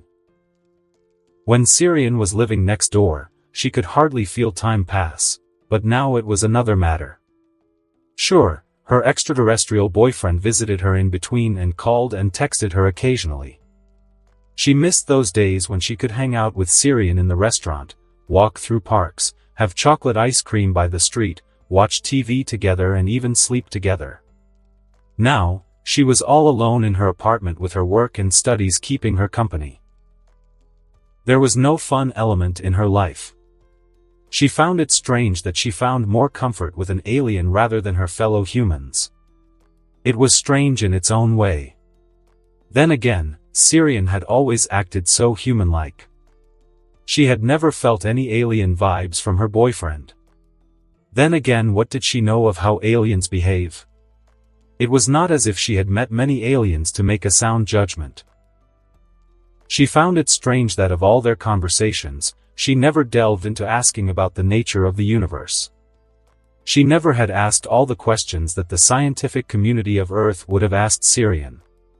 Somewhere along the way, Syrian changed her and touched her life in a way that she couldn't explain. If she was her old self, she would have asked question after question. Of course, she had the urge to ask, and she had many questions, but she learned something important from Syrian, that questions and answers were important, but what was more important was the journey. Dedicate and direct your passion to the process rather than the result. Those were the words that Syrian spoke to her when she voiced her frustration with the lack of results in pursuing her thesis. Since then, she had tried her best to dedicate herself to the process of science rather than the result. It was difficult to avoid thinking of success or failure, but she was trying to pour as much passion into her day-to-day work as possible. In these last few months, Syrian had become her pillar of strength and moral support. Unlike her father, who was too overbearing for his own good, Syrian was a silent supporter. After thinking long and hard, she concluded that her father lacked trust in her abilities, while Syrian was the opposite. This was why she couldn't stand Culver and had to escape to California. It didn't help that she saw her father almost every day, as he worked at her university. I should have chosen Harvard, but then.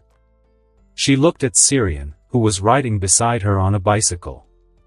I wouldn't have met him. Why are you looking at me like that? Asked Syrian, raising an eyebrow. Jane felt her cheeks flush red with embarrassment getting caught. Well, I'm wondering why you are wearing headgear when you could fly faster than sound or bend steel with your bare hands. She quickly made up a response, although she had the distinct impression Syrian knew she was lying. 'Cause it's fashionable. What? You don't like it? She kicked his bike with her foot, and Syrian fell. Race you to the lake, she laughed as she picked up speed on her bike, pedaling with all her might. Hey, that's not fair. She heard Syrian call behind her. Life isn't fair, she called back. A few minutes later they were both near the lake. She was out of breath, while Syrian wasn't even sweating. Oh, come on. You are not even sweating. How's that fair? She pointed at him, and his nonchalant look after he beat her to the lake with ease. As some wise women said not too long ago, life isn't fair. Syrian said amusedly. They were at a Rastradero preserve enjoying some nature time. She knew how much Syrian loved nature, so she suggested this place for an outing. It was a whirlwind of a day, all things considered. From Mountain View, it was just a 20-minute ride to the preserve. By the time they arrived, she was starving, as she hadn't had any food except for some chocolate. So, the two of them enjoyed a plate of lobster fried rice from a restaurant. And they were just getting started. Their next destination was the beach, more specifically Pescadero. After that, who knows? It turns out that having superpowers had another welcome advantage. Syrian found out he could swim and surf like a professional. All those years wasted on trying and failing to snake a wave on steady legs were long gone. Now, the tides were his bitch, and he was the master. It was a bit of a crude analogy, but it felt satisfying to surf like a pro after the ridiculous amount of ridicule he suffered from his friends in his previous life. The initial plan was for Jane and himself to just take a long walk along the beach, perhaps even go for a swim.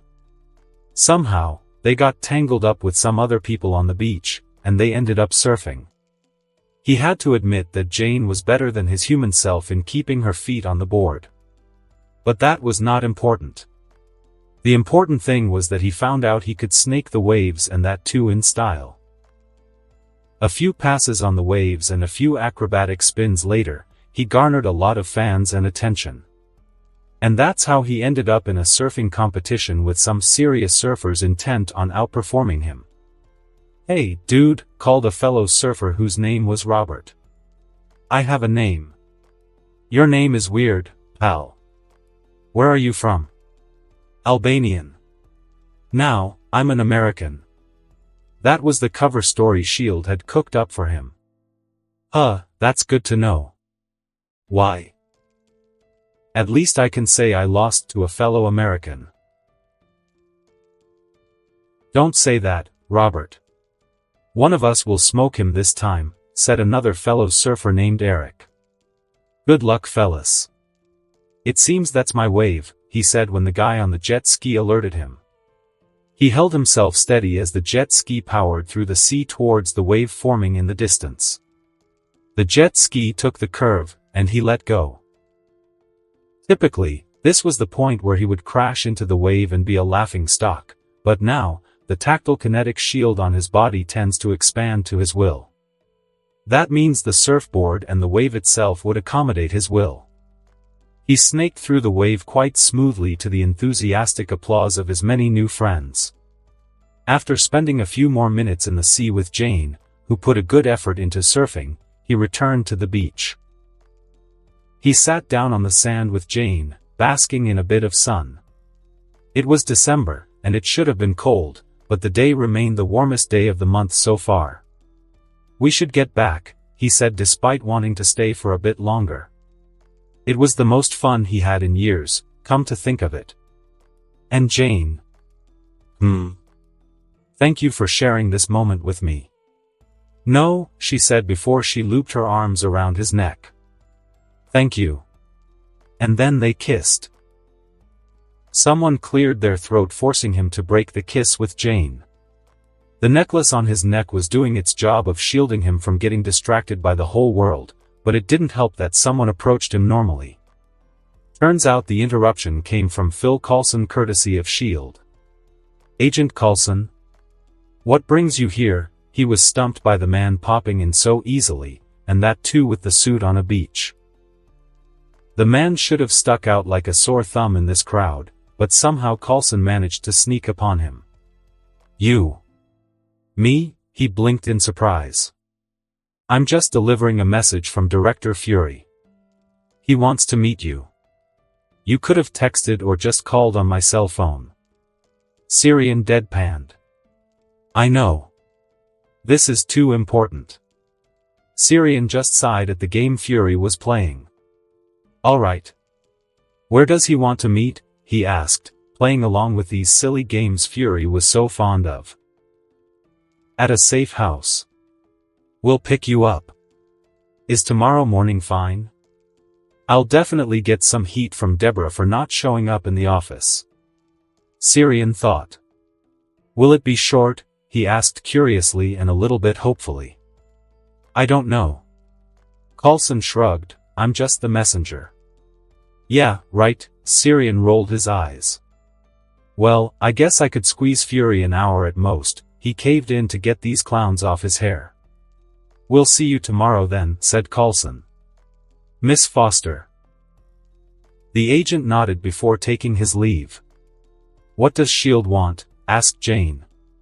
It's probably something to do with the attack on Earth yesterday, he said without thinking as he stared at Coulson's retreating back. Attack? What attack? Jane looked alarmed. Me and my big mouth, he thought before placating Jane and explaining the events of yesterday. Why are you laughing like that? Syrian asked as he watched Jane trying and failing to suppress laughter. It's just amusing to me that an alien is decorating a Christmas tree, of all things. Why? Christmas is part of your culture, Syrian said, secretly lamenting that he didn't have enough Christmas trees.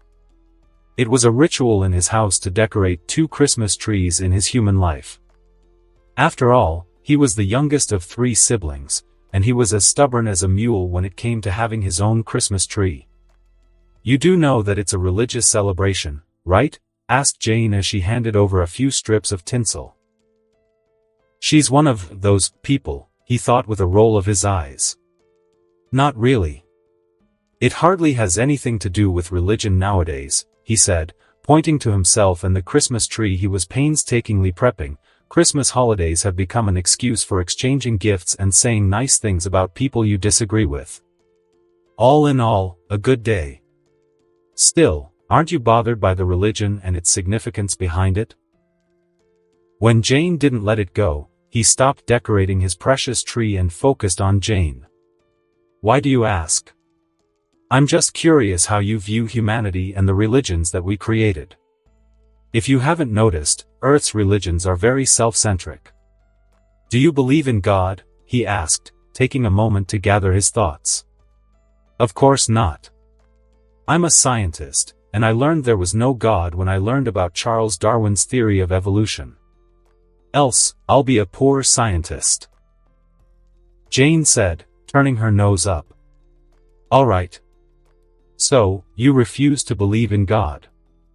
Say, I believe in God. What makes you or I any different?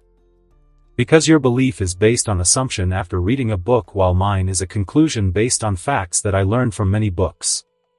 Essentially, the difference between you and me is that we think differently. Why should an alien care what you think? I'd rather be curious about how you act. But religion denies there is life outside of Earth, Jane argued. I don't think they do. Many of Earth's largest religions claim to hold the truth behind human existence, not the existence of the universe, he pointed out. Besides, religion is an inexpensive way of psychiatry. The mind of a sentient being is extremely volatile. When humanity was at a stage where they had no tools to delve into the nature of existence, someone came up with an explanation to settle them. You'd call religion a form of psychiatry? Jane asked incredulously. A very inexpensive one. Of course, it has its demons, but still. He shrugged before returning to the Christmas tree. I'd thought you'd have leaned on an atheistic point of view. Jane pouted. Jane, I can fly at a speed beyond hypersonic missiles. I can single-handedly collapse a building if I have to. I can survive in outer space without air. The basic elements can't harm me. I can think and act at a speed that would baffle the human mind. It sort of brought normalcy to his life. Knowing everything that was happening under the sun was turning out to be a curse rather than a gift nowadays. As they say, ignorance is bliss, he thought before opening the door to see Maria Hill at his doorstep. Good morning, she waved friendly. Good morning. Syrian nodded, masking his surprise. Didn't think S.H.I.E.L.D. would send you over. Are you busy? I have time to spare, said Syrian. Let's go then. The director is waiting for you. Syrian raised an eyebrow when Agent Hill walked back to her car, expecting him to follow. Letting out a sigh, he left his home after informing Jane. After a 15-minute ride, he was led to a helipad, where a chopper was waiting for him. Syrian and Maria Hill took their seats, and the chopper took off into the air. So, any Christmas plans? Or do SHIELD agents not get the Christmas day off? He asked. I've always noticed you're awfully familiar with Earth. Why is that? Maria asked. Nice deflection. Do they train you for it, or are you just naturally this defensive? He asked in exasperation at Agent Hill's penchant for turning their conversations into interrogations. Earth was attacked by an alien fleet. I think you can give me some latitude here. Fair enough, he nodded as he looked around the chopper curiously. So, shall I send you a Christmas gift, or will it be inappropriate? I'm not giving you my address, said Hill. Why? Aren't we friends? He put together a pained face. I don't know. Are we? She raised a brow with a poker face. Cheeky. You are far too happy and weird. What changed? She asked, her lips twitching slightly. I'm glad you asked. I just had an epiphany. I assumed that I was different from humanity, but perhaps I was wrong. I'm just as volatile, idiotic, pretentious and imperfect as you lot, he declared happily.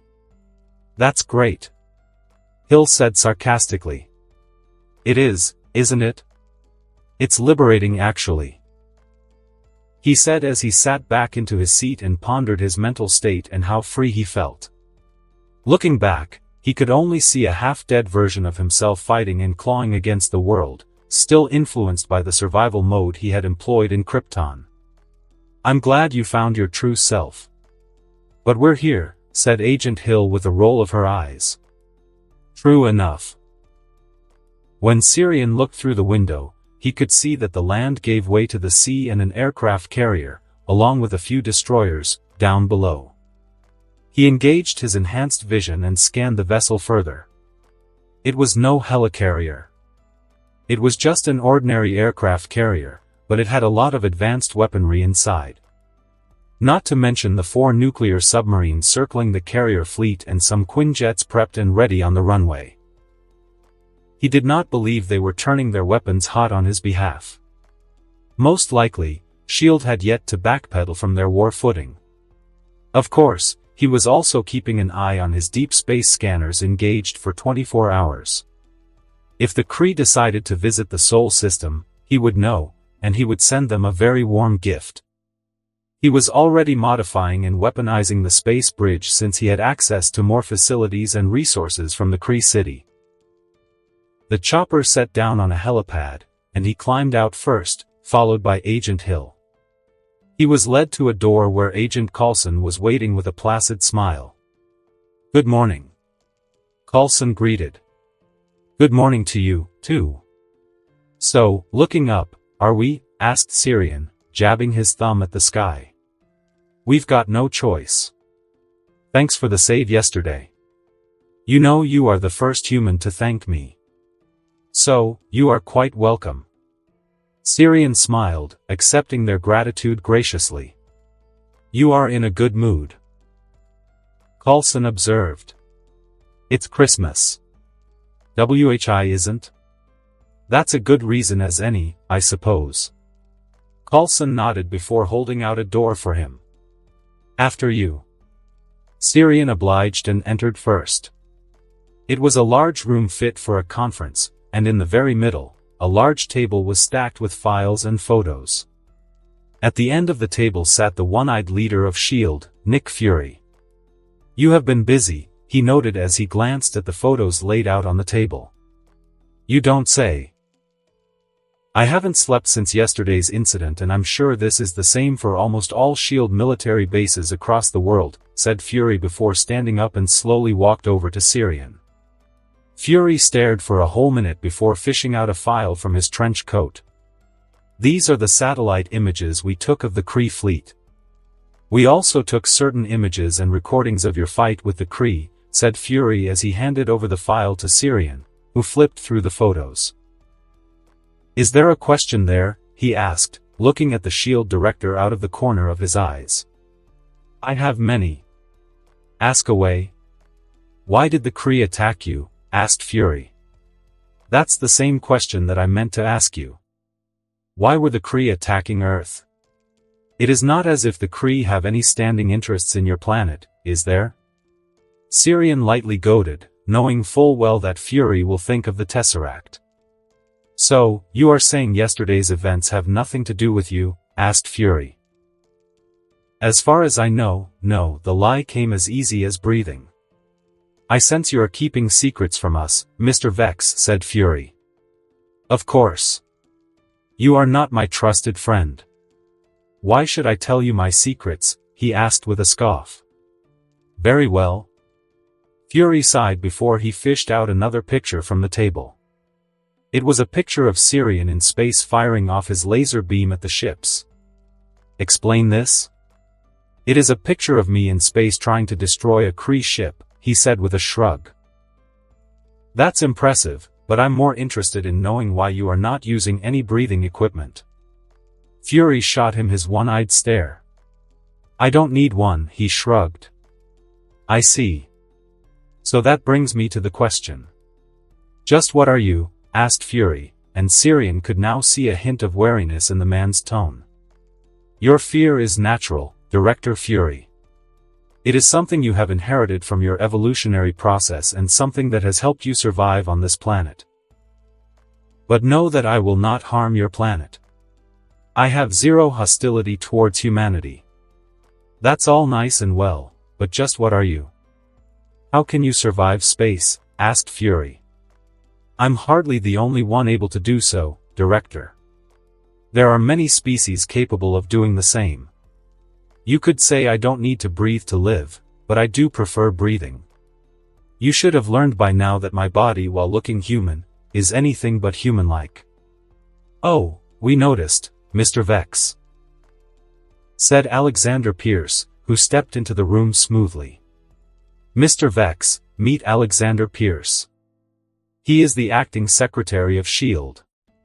After yesterday's events, he insisted on meeting you, said Fury. I see. Good to meet you, Secretary Pierce. Syrian shook hands with the man, hardly surprised to see the head of HYDRA. He was wondering when the man would come out of the shadows. Nick here is a skeptic of almost anything that looks too good to be true. That's part of his job.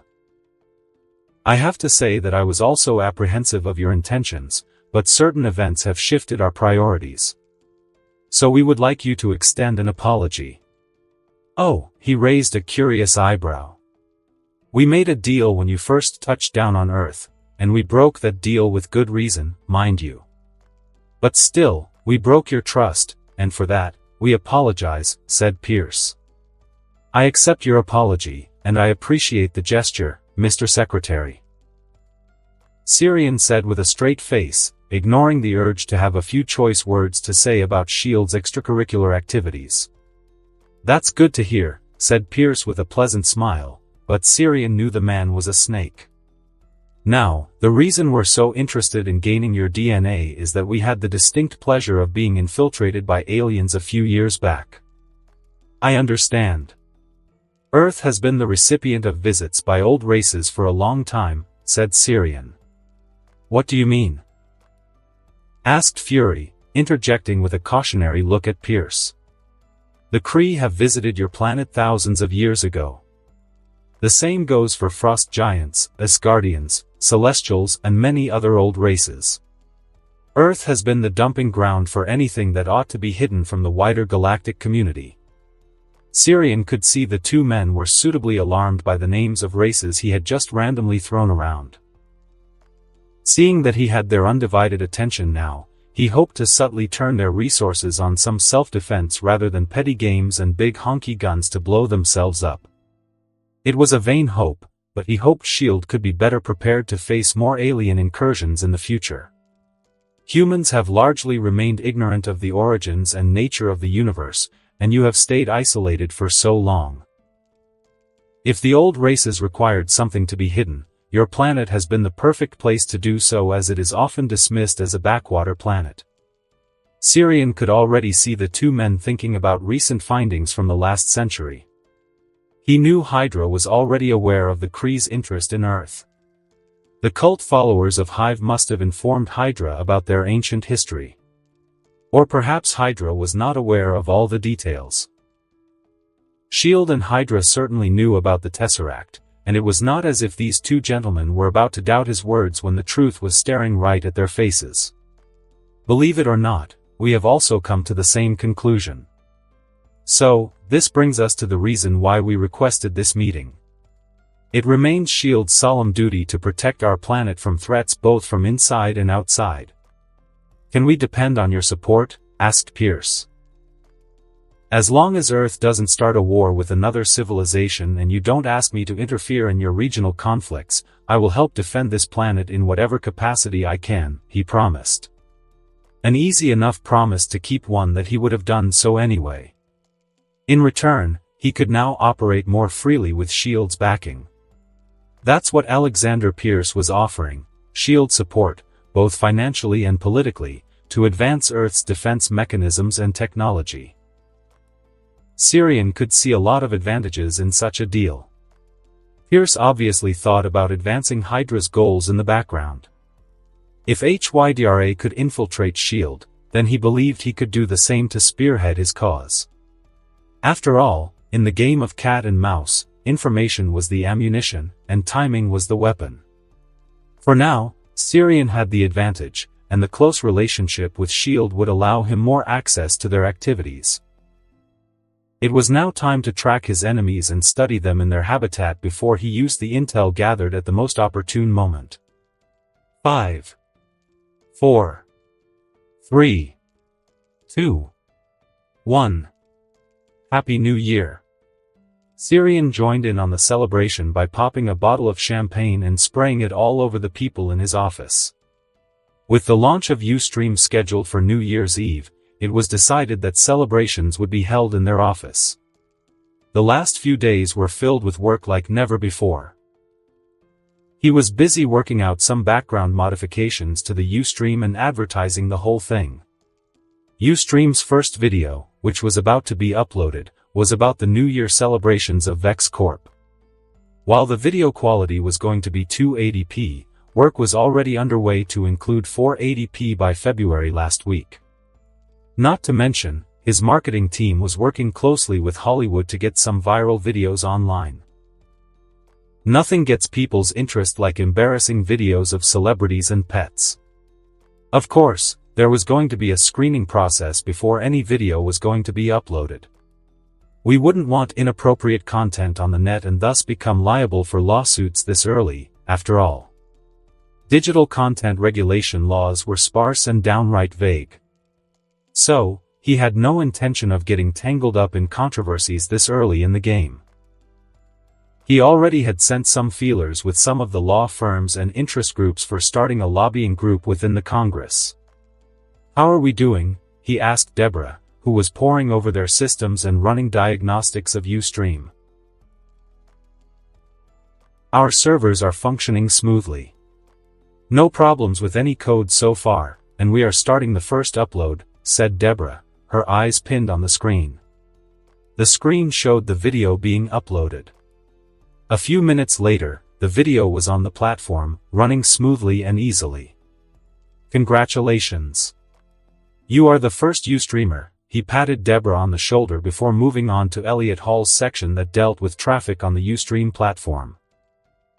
"Elliot, keep an eye on the traffic. If we reach 1 million subscribers, you'll know what to do," said Sirian. Of course, he knew it would not happen immediately. However, they had a plan to insert attractive content in hand to generate interest. Their PR team was also on standby to work their magic after New Year celebrations. "All compression programs are ready and loaded. I've got my eye on it." "Good man," he clapped him on the shoulder. "Rotate your people. I want someone always on the lookout." "You got it, boss." It went on and on. Finally, when he returned home, it was just a few hours before sunrise. Jane had already returned to Culver, so there was nobody around at his home. A few hours of shut-eye later, he was back at work. While launching an online video streaming platform sounded easy, the work done in the background was enormous. The whole website required constant monitoring, as well as supplementary codes and revisions to make it more user-friendly as analysts found certain errors within the running programs. The whole week and much of the month was spent on HTML video embedding, establishing a rating system, encrypting comments and reaction systems, sharing links via email, and working around the clock to ensure that the platform accommodates as many users as possible. The sheer amount of work involved in full-screen viewing and increasing the video time limit was enormous.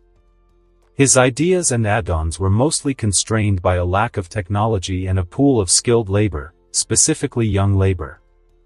So, Vex Corp was back to hunting talent, which caused us to contact different universities and even consider absorbing small firms working in the software field without tripping the corporate watchdogs and agencies looking for monopolistic actions. On the other hand, Syrian's idea to safely bring the KRY ship to his island base was now possible. He accomplished this by modifying the space bridge technology. Originally, the space bridge was supposed to facilitate his travel from his home at Mountain View to his island base. But then he found the KRY city, and an idea took root in his mind. Why not shift the KRY city to his island base in the Caribbean? It was indeed a brilliant idea, but the technology used in the space bridge was volatile. A single mishap could create an unstable spacetime anomaly. Hence, he spent the better part of his time making the technology as safe as possible. One of the instrumental things that helped him achieve this feat was the KRY teleportation technology and jump drive. The KRY ship he commandeered housed a jump drive and a teleportation device that could transport a limited amount of matter even within the gravitational scope of a planet. The teleportation device, while having a similar function to his space bridge, was far more advanced. Its advantage was that it did not need a device similar to his space bridge to receive transmission. That made it malleable, as pinpointing the location was the sole factor that determined the device's reach and accuracy. Combining the two technologies was not so easy, but he used the technology of the KRY teleportation device and the space bridge he developed to form a modified space bridge. The new space bridge he built consisted of small metallic discs. The discs would envelop the KRY ship, shrouding it in a layer of the spacetime continuum. One disc would be responsible for tracing the location of teleportation. With the aid of that disc, which he named the control disc, he could teleport the ship to any place on Earth with the help of some advanced scanners. And now, the time has finally come for the concept to become a reality. So far, the trials he conducted with the modified space bridge have been successful. After much deliberation, he chose the KRY city's shipyard as the intended destination. With this in mind, he programmed the control disk of the space bridge and took a scouter to the moon. The scouter would provide the appropriate cover as it housed advanced cloaking technology, which made it invisible to shields or any nation's observatories and satellites. The scouter also functioned as a signal booster for the control disk to scan the location inside the KRY city. Control disk, assemble the space bridge. His order was immediately followed as the control disk guided the other secondary disks to fly over to the KRY ship. One by one, the disks began to attach themselves to the ship's surface.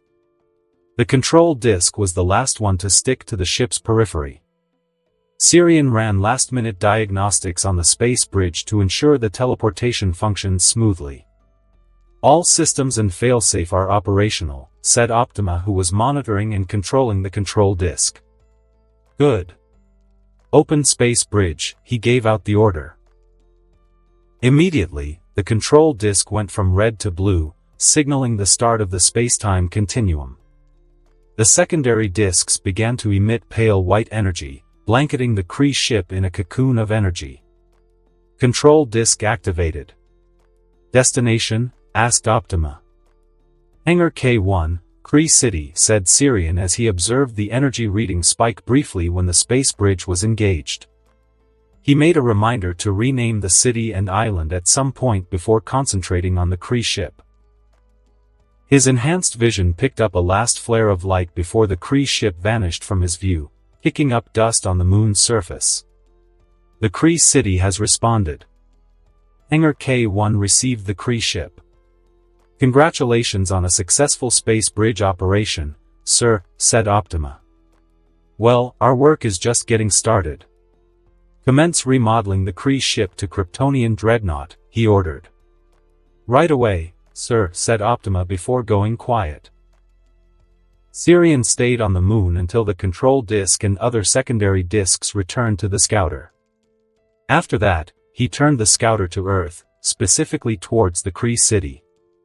As the scouter made its way to the city at a cruising speed, he went through the scanning reports of Optima once more. More detailed scanning of Earth revealed major vibranium deposits on the North Pole. So far, he had not made any move on Antarctica as the whole region was too delicate to mine. He didn't want to be responsible for destabilizing the region using conventional means, especially when climate change was on the brink of becoming a disaster. That doesn't mean he did not have plans to collect the vibranium samples from the North Pole. The success of the modified space bridge opened up many possibilities. He could use the disks to fly in through precision cavities shaped through laser cutting and extract the vibranium safely with the least amount of disturbance to the area. It was going to be a delicate process, and that's why he was delaying the extraction, as a lot of parameters were involved. Another piece of interesting discovery in the scanning for vibranium was the location of the Nazi warship Valkyrie. Sirian had not even thought of tracking down the ship. The location popped up when the vibranium shield used by Steve Rogers pinged the location of the ship when his scouter was scanning the globe. The Valkyrie was off a few miles on the coast of Greenland, and he didn't know what to do. On one hand, handing over Captain America's location should have earned him some trust points with Fury, but he was not so interested in earning the man's trust in the first place. There was also the concern that introducing the captain to the world might bring some serious changes within S.H.I.E.L.D. Then again, he cared not for the timeline per se, so there was that. The third most important concern was the chaos that he would surely unleash when the captain was introduced to the world. There was no possible way of knowing how Hydra would react. They were already spooked by his presence, and introducing the captain might just make them desperate. Desperate people who had access to mass-murdering weapons and resources were dangerous.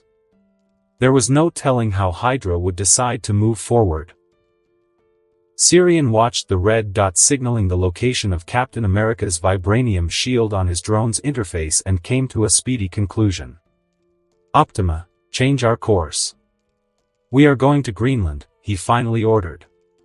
A few hours later, Sirian watched on as Steve Rogers' iced body entered a cryostorage pod in Kree City.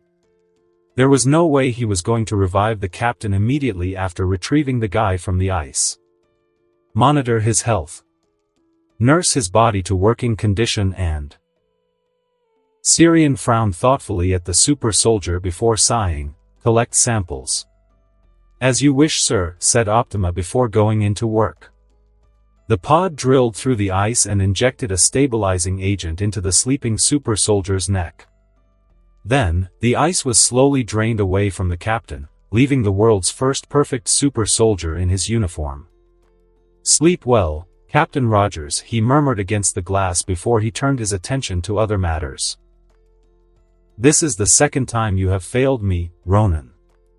Failed our empire." Ronan sneered at the visage of his father the Supreme Intelligence took up in their meeting. If the decrepit, non-biotic collection of codes was thought to intimidate him, then it was sorely mistaken. He was not some weakling to buckle under by a false visage of his progenitor. He was Ronan the Accuser. He had watched civilizations burn, all for the glory of his ancestors and the Kree Empire. Even now, he alone fought and won many battles against the fools of Xander. His plans and strategy ensured the Shi'ar were pushed out of Kree space in the Great Space Lane War. But despite all that, the Supreme Intelligence was right. He did indeed fail the Empire on C-53, or Earth as the locals call it. Just the name of the planet made him sneer. What kind of barbaric people would call their home planet dirt? This was why humans disgusted him, but knowing what he now knew, he could learn to overcome that distaste. I accept my failure, Supreme Intelligence. But you should know I am someone who has delivered victory to the Kree Empire from the jaws of defeat, he proclaimed with his head held high. His declaration gave the Supreme Intelligent pause. Speak plainly, Commander of the Accuser Corps. I may have suffered defeat from this new enemy, but I do have some valuable information and some prisoners to show for it. What valuable information? What prisoners? The Supreme Intelligence asked curiously. This is information about a traitorous group of the Kree Empire that conducted illegal experimentation in the hopes of creating enhanced slaves to fight our wars. The traitors call themselves the Reapers. My second visit to the Sol system revealed their presence, and I had thought I was engaging them when I responded to the beacon from C-53. Ronan said with a sneer. I see. Where are these traitors? What other information have you gleaned from them, Ronan? Asked the Supreme Intelligence, taking an interest. The experimentation was a success. The human species of Earth adapted to the Terrigenesis protocol implemented by the Reapers. The traitors will be delivered for memory mining to extract more details of the nature of their experiment. It is not unknown to either of us that the human species is dangerous when they are enhanced, said the Supreme Intelligence, making Ronan nod in agreement. He was intimately aware that they were losing the war against Xander as their fleets were being decimated by Captain Marvel on the other side of the galaxy. It had forced the Accuser Corps to stop hunting for Skrulls for the time being. The new enemy he encountered was also a dangerous foe, one that he intended to eliminate in the future before the entity became too powerful. I request that you allow me a fleet to take down this new enemy before it grows too powerful. Ronan demanded. Denied, said the Supreme Intelligence. Why? Ronan stepped forward in anger. You lack vision, Ronan. Asgard watches from their realm, and there is a chance they may interfere if we push the boundaries of our pact too far. For now, we prepare and observe. We are already fighting a war on one front. Fighting the Asgardians over a backwater planet is not logical. What we need is a powerful ally. An ally? Ronan frowned. The Kree don't have allies. It'd be admitting their weakness to everyone in the galaxy. The Kree was a proud, pure, and powerful race. An ally of convenience. The Supreme Intelligence corrected, in time I shall share my plans. For now, bring forth the traitors. Their knowledge will serve the Kree Empire well. Ronan didn't like this plan. But this was precisely why the Supreme Intelligence was given control of all their military affairs. Their leadership had lacked vision in pursuing the war with Xander, squandering victories for the sake of honor in battles. What about the enemy I encountered? Ronan asked, swallowing his distaste for deviating from the old ways. Leave that be. Focus on winning the war rather than winning all battles. Long live the Kree Empire. Long live the Kree Empire. Ronan muttered, glaring at the Supreme Intelligence. Ronan stepped out of the meeting with Supreme Intelligence, but he was not satisfied. Master, shall I prepare the ship to C-53? Karan asked eagerly. No. Ronan shook his head as he gritted his teeth. We join the war against Xander. In time, we shall return to C-53. Prepare the prisoners to be transported for interrogation. Yes, Master, said Karan before taking his leave. Ronan turned his back on his servant and looked at Hala. The capital of the Kree Empire shone brightly, and it would be his honor to bring further glory to the Empire. He would do so, one way or another. But first, he had to defeat those Xandarians and make them submit to Kree rule. I was under the impression you were busy, Syrian. Syrian flipped around in the air, dodging a blast of red chains that sprung out of nowhere. I have enough time for a short training session, he shouted as he let out a blast of laser beam from his eyes, which the Ancient One turned on him by opening a portal behind his back. Besides, I'm curious to try something. Go for it, said the Ancient One, not the least bit surprised by Sirian's ability to dodge her attacks. His eyes lit up, but this time it was with a white aura, and he let out the blast of condensed energy from his eyes. The Ancient One hastily put up a shield, but it held for only a limited amount of time before it crumbled. Before the blast of energy could touch her, she activated the Time Stone and escaped from the energy's path. As the Time Stone reverted back into its dormant state inside the eye of Agamotto, the regular course of time began to flow unimpeded. She watched as the blast of pure white light struck the edges of the mirror dimension. Just as cracks began to form on the mirror dimension, Sirian cut off his attack. "You know what this is, right?" asked Sirian as he floated close to the Ancient One. "I suppose you already know," she said with a knowing look. "I have my doubts, but it is certainly not an energy that is unknown to you, is it?" Sirian asked as he had his doubts. The Ancient One had been withholding information. He would have done the same if the positions were reversed, so he didn't mind it that much. But still, he felt some form of hostility towards the old sorceress.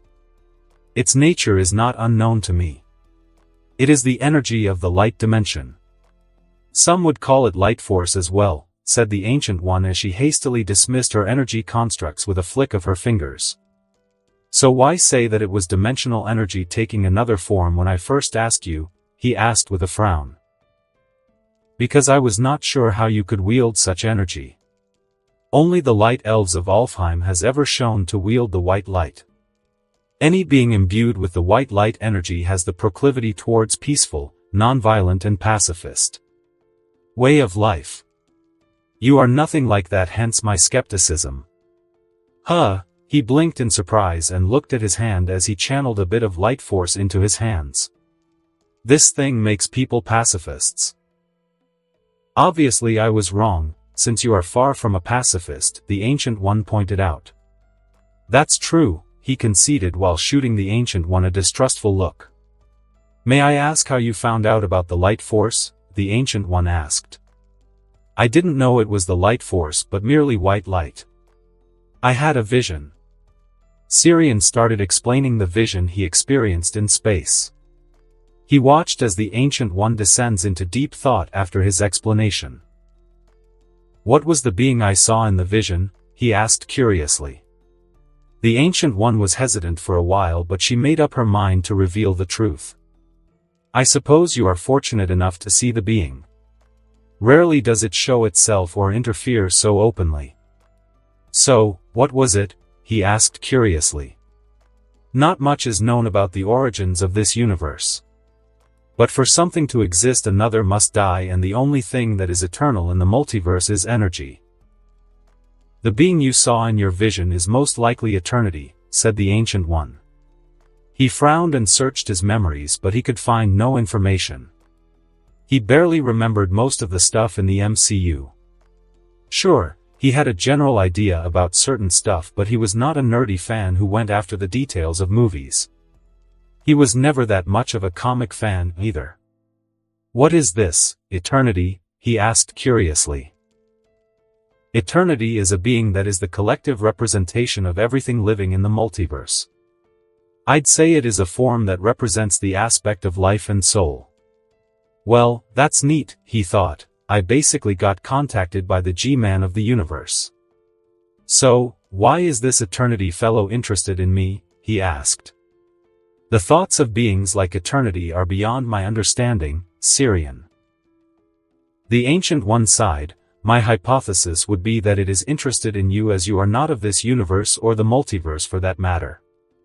You came from beyond the boundaries of multiverse." "Is that bad?" he asked in concern.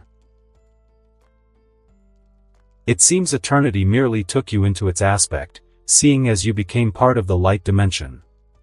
Now, that's confusing and somewhat alarming. He didn't want to participate in anything without consent, especially in the cosmic voodoo, without knowing what was at stake. I don't understand. Every life form in the different iterations of this universe is a part of eternity. You are not, and for whatever reason, eternity decided to assign you the aspect of white light. It is very curious to see this happen. The Ancient One looked at Syrian like he was an interesting lab rat. Syrian was not exactly sure what the Ancient One meant, and he was certainly not going to get some straight answers. It was always better to learn these things by himself anyway. Then you can help me wield the white light, right? I'm sorry. I can't help you. She shook her head negatively. Only the light elves of Alfheim have that knowledge. They are the only beings in the universe that have managed to understand and experience the full depth of the white light. So, how do I get there? Do you have any coordinates? He asked excitedly. His ship was more than ready to make the journey now that it was restored to full flight capabilities. Only those who wield the light force may travel to Alfheim. The homeworld of the light elves is connected to the light dimension, a place that is outside the scope of space and time. It is beyond my perception, said the Ancient One. That's disappointing. Is there no other way to reach out to them? He asked, eyeing the woman suspiciously. The only way you can find them is through the white light that courses through your body. Reach out to them through this medium. I can provide you with the minimal information about the light dimension that I possess. Beyond that, I am afraid I can't help you. Syrian fished out a data miner and placed it on the port of a drone. The data miner contained scanned copies of books and scrolls about the light dimension from Kamar Taj. Speed reading through one of the scrolls related to the subject only left him with more questions than answers. The Ancient One was not lying when she said she hardly knew much about the light dimension or Alfheim, for that matter. The only way the sorcerers of Kamar Taj knew to access the light dimension was through astral projection. Their bodies could not interact with the light force of the dimension. Some have tried, but once their bodies were connected to the light dimension, their souls left the bodies. Hence, sorcerers were forbidden to interact with the light dimension. The popular theory was that since most sorcerers sought spiritual enlightenment, their souls didn't have the necessary force to pull out of the majestical power of the white light, which offered eternal peace. However, in their quest to understand the light dimension, some of the earliest sorcerers tried to establish contact with the light elves of Alfheim. The contact was brief, and a smudge of information was collected in the form of books and scrolls. Much of the information available was a detailed account of the conversation that followed and some assumptions about the nature of light force. Early sorcerers of Kamar Taj theorized that the light dimension was too closely intertwined with the soul and life energies, a complete anathema of the dark dimension. Both dimensions were beyond space and time and, hence, beyond the grasp of death. The sorcerers theorized that the entity known as eternity was the benefactor of both of these dimensions, as eternity was the opposing aspect of death, or at least something which gave death meaning and reason to exist. The difference between the two dimensions, however, was that one tries to conquer time while the other dominates space. The dark dimension always sought to enforce its dominion in space, and thus it expanded on planets.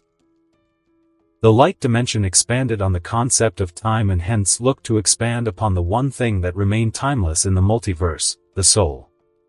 Based on this information, the sorcerers theorized that Alfheim was a place filled with dark elves who ascended to a higher plane after the birth of light. The light elves were supposed to be pacifists, as they shed their individual nature and accepted their oneness with the soul or eternity itself. Overall, the texts were a bunch of spiritual philosophy spouted in flowery words, with alien characters mentioned here and there. The texts mentioned the first of the light elves, who were born from the white light, as Nirvana. Supposedly, Nirvana was the one who guided other fellow dark elves to ascend to Alfheim from Svartalfheim, and in doing so breaking the chains that bound them to the dark that gave birth to their race. Syrian didn't know whether to believe the story, but he gathered that he could learn more when he traveled to Alfheim. Optima searched the Kree archives for the location of Alfheim, the home of light elves, he ordered as he sifted through the book's pages on his datapad. Kree archives does not hold the information, sir, replied Optima. Syrian let out a frustrated groan. That's a disappointment. What about the locations of Asgard, Nidavellir, Vanaheim, Svartalfheim, Jotunheim and Muspelheim. Sirian watched curiously as Optima projected different worlds and their location along with some basic information for his eyes. The location of Nidavellir and Svartalfheim are not available. Another disappointment for sure, but he could learn those locations in time. Estimate travel time to Vanaheim. He picked a place at random so as to get an idea of the time it would take to travel from Earth. Best estimated time is 7 months and 13 days, said Optima. What? What about Asgard? He asked, flabbergasted by the projected time. 14 months and 6 days from Earth. That's ludicrous, he declared as he leaned forward in surprise. He flicked through many files about the planets nearest to Earth in the Kree archives, and none of them belonged to the worlds he knew of within the 9 realms. Show me the star charts of Asgard, Vanaheim and Jotunheim. Optima projected the star charts, and a vague idea began to set into his mind. He expanded the projected model so as to get a better idea of the star charts. From the positioning of Asgard and Vanaheim, the 2 realms were in a close cluster of stars, while Jotunheim was far away from the Asgard-Vanaheim duo. Sir, if the Kree star charts are to be trusted, Asgard and Vanaheim are in a spatial continuum separated from the observable universe, said Optima. I came to the same conclusion. It seems Asgard and Vanaheim occupy a separate dimension of space or even a separate universe in itself, said Sirian as he looked into the position of Jotunheim and Muspelheim. It made sense, he reckoned.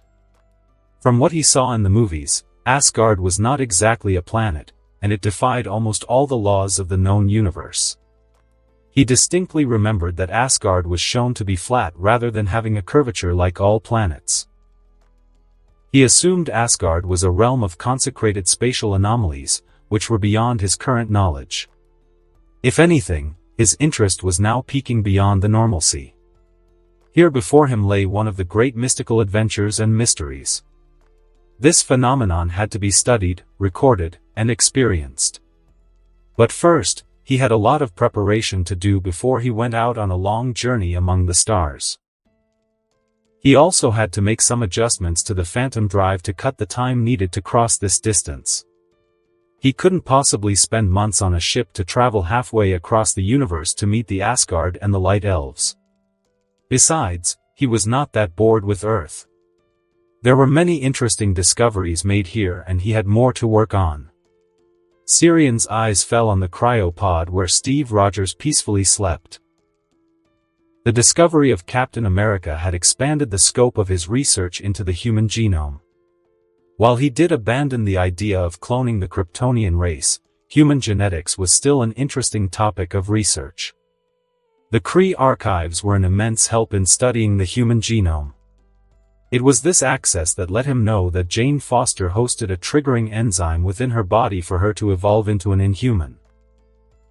The blood samples that he collected from Jane contained a dormant enzyme that triggered the human ascension to an inhuman state. It was recorded within the Kree archives related to terrigenesis. This discovery actually made some sense. He was almost sure that Jane was special, as he knew that in alternate timelines, she managed to wield Thor's power.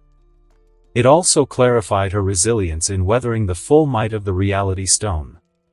He didn't know what to do with this information. He had taken the blood samples with her permission, but he didn't know how she would react to the exact details of her own nature. "Sir, you have a call from Miss Foster," Optima said, breaking him out of his thoughts. "Patch her through." The drone before him crackled with static as it rerouted his cell signal. "Sirian?" Jane's sound came out of the drone. "Yeah, I'm here. Hope you got the gift I sent." There was a brief bit of silence from the other end before he heard Jane's choked voice. That let him know something bad happened. "Can you please come here?" Sirian stood up in alarm, and he immediately disengaged the charm on his necklace. "Jane, what happened?" Even as he asked, he sharpened his senses and expanded his range of hearing and vision across the ocean. "There has been an accident. It's my father." The day was unlike any other she had seen. The sun was dim, and the air felt dead to her. Then, there was the constant buzzing in her ears that would not go away no matter how hard she tried. It felt as if she was having trouble seeing and breathing as she normally would. The reason behind her half-dead state was her father. She was in Atlanta working on astronomical data and observatories as part of her research when she got a call from Virginia about her father's accident. There were not many details, but the accident happened in one of Culver's labs. Supposedly, a leakage of poisonous gas or something affected those present at the university. That was a load of BS, and she knew that because there were far too many affected. Culver had many safeguards to weather such gas spills. She phoned many of her friends and learned the entire Culver staff was affected by the event. It did not take her too long to conclude that this was radiation rather than a gas spill. Everyone within a 50-mile radius of Culver had been evacuated as a precaution by the military. Her father, along with other inhabitants of Culver present during the spill, was moved to a military hospital. So far, she was denied access to visit her father by the military. It also didn't help that she had no clue where her father was admitted. Beyond a military hospital, she didn't know the exact name or location of this hospital. She had contacted many of her father's friends, but none of them yielded any tangible results. A knock on her door made her look up from the family picture she held in her hands. She placed the picture back on her desk before she opened the door. She saw a familiar disheveled old man who looked apologetic and out of breath. "Jane, I am so sorry. I was presenting a paper in New York when I heard what happened." It was Eric Selvig, an old friend of her father. "No, it's okay. Please come in, Eric," she invited her father's friend in. "Have you heard anything from Jacob?" asked Eric as he took a seat on a sofa. "I was hoping you could have contacted him." "I don't know anything, and the military sort of took over and just says national security in every bloody sentence," she said with frustration and a defeated look on her face. "I have been trying a few of my colleagues, but they are either ignorant or someone is forcing them to remain silent," said Eric, which made Jane worry more. If Eric couldn't find out what was going on with all his contacts, Jane would have no option but to stay ignorant about her father's whereabouts. She fell into a sofa, losing all hope while Eric tried to comfort her. "Don't worry, Jane. I have contacted some other people with better contacts in the government. They will turn up with something." Eric trailed off as a knock on the door distracted them. "Excuse me," said Jane as she went to open the door. To her surprise, it was Syrian whom she hugged readily. "I didn't know you'd come." "Of course, I would," said Syrian as he stepped into her apartment. Jane?" Eric tentatively stood up, eyeing the newcomer warily. "Oh, Eric, this is Syrian Vex." "Syrian, this is Eric Selvig, a close friend of my father's." Jane introduced the two men. "I." Syrian shook hands with Eric Selvig. "Vex? I've heard of that name somewhere," said Eric as he shook hands with Syrian. "Probably from my company Vex Corp. You may have heard of our Aegis software. We are also entering the manufacturing sector next month with a product launching a few weeks from now. Perhaps you are familiar with Ustream." Eric was taken aback by the rapid fire from Syrian, so he just nodded to all of the above positively, even though he barely understood all that was said. "So, are you ready to meet your father?" asked Syrian, turning on Jane. "I don't know where he is." "No one knows, and those who know something refuse to say anything," said Jane. "I looked up what went wrong with your father. I called in a favor with a friend. A car is waiting outside, and if you want, we can go now." "How?" Eric asked in surprise. He had been trying to get some information from the moment he learned of the incident. "My friend is influential," Syrian said, not divulging more details, "so, want to tag along?" Sure, Eric answered, not knowing what else to say given the rapid progression of events. Besides, in the present situation, the details were not that important. The important thing was to see whether his friend was all right. The three of them were escorted to a private airport in a black sedan by men in suits. "Did Coulson assign you this task?" asked Syrian as he greeted Maria Hill near their transport. "Just get in the plane," said Hill before she eyed Eric Selvig, who stood out like a sore thumb. "Who's the tag-along?" "This is Dr. Eric Selvig. He is my father's friend," Jane introduced, but Agent Hill was not so interested. "Only 2 passengers were allowed," said Agent Hill sharply. "Oh, come on. The good doctor is Mr. Foster's friend." Agent Hill offered a frosty look to Syrian. "No. Only 2 passengers as previously agreed." "It's okay, Jane, Mr. Vex," Eric said as he was escorted away from the jet. "Please step in," said Agent Hill, waving them into the jet. A few minutes later, Jane and Syrian were up in the air. Jane eyed the raven-haired SHIELD agent who had strapped in beside her seat and then Syrian, who was sitting opposite her reading a magazine. She knew the agent beside her was Syrian's contact/handler. She had seen the women once from afar during the Christmas break. "Hi, I'm Jane. Jane Foster," she introduced herself as she offered her hand to the female agent. "Maria Hill." The agent reciprocated neutrally while shaking her hand. "So, you know he's, you know." Jane subtly pointed at Syrian with her head. "Yes." Agent Hill nodded. "Oh, good. If you know that, then you should know what's happening with my father, right?" Jane asked hopefully. "Your father is kept in a classified military base. All I know is I'm to escort you both to the base. Don't bother with Maria. She is a stickler with rules," commented Syrian. "Double so when I'm with an alien," added Agent Hill. "Touché," said Syrian as he flickered his eyes in her direction before returning to reading the magazine.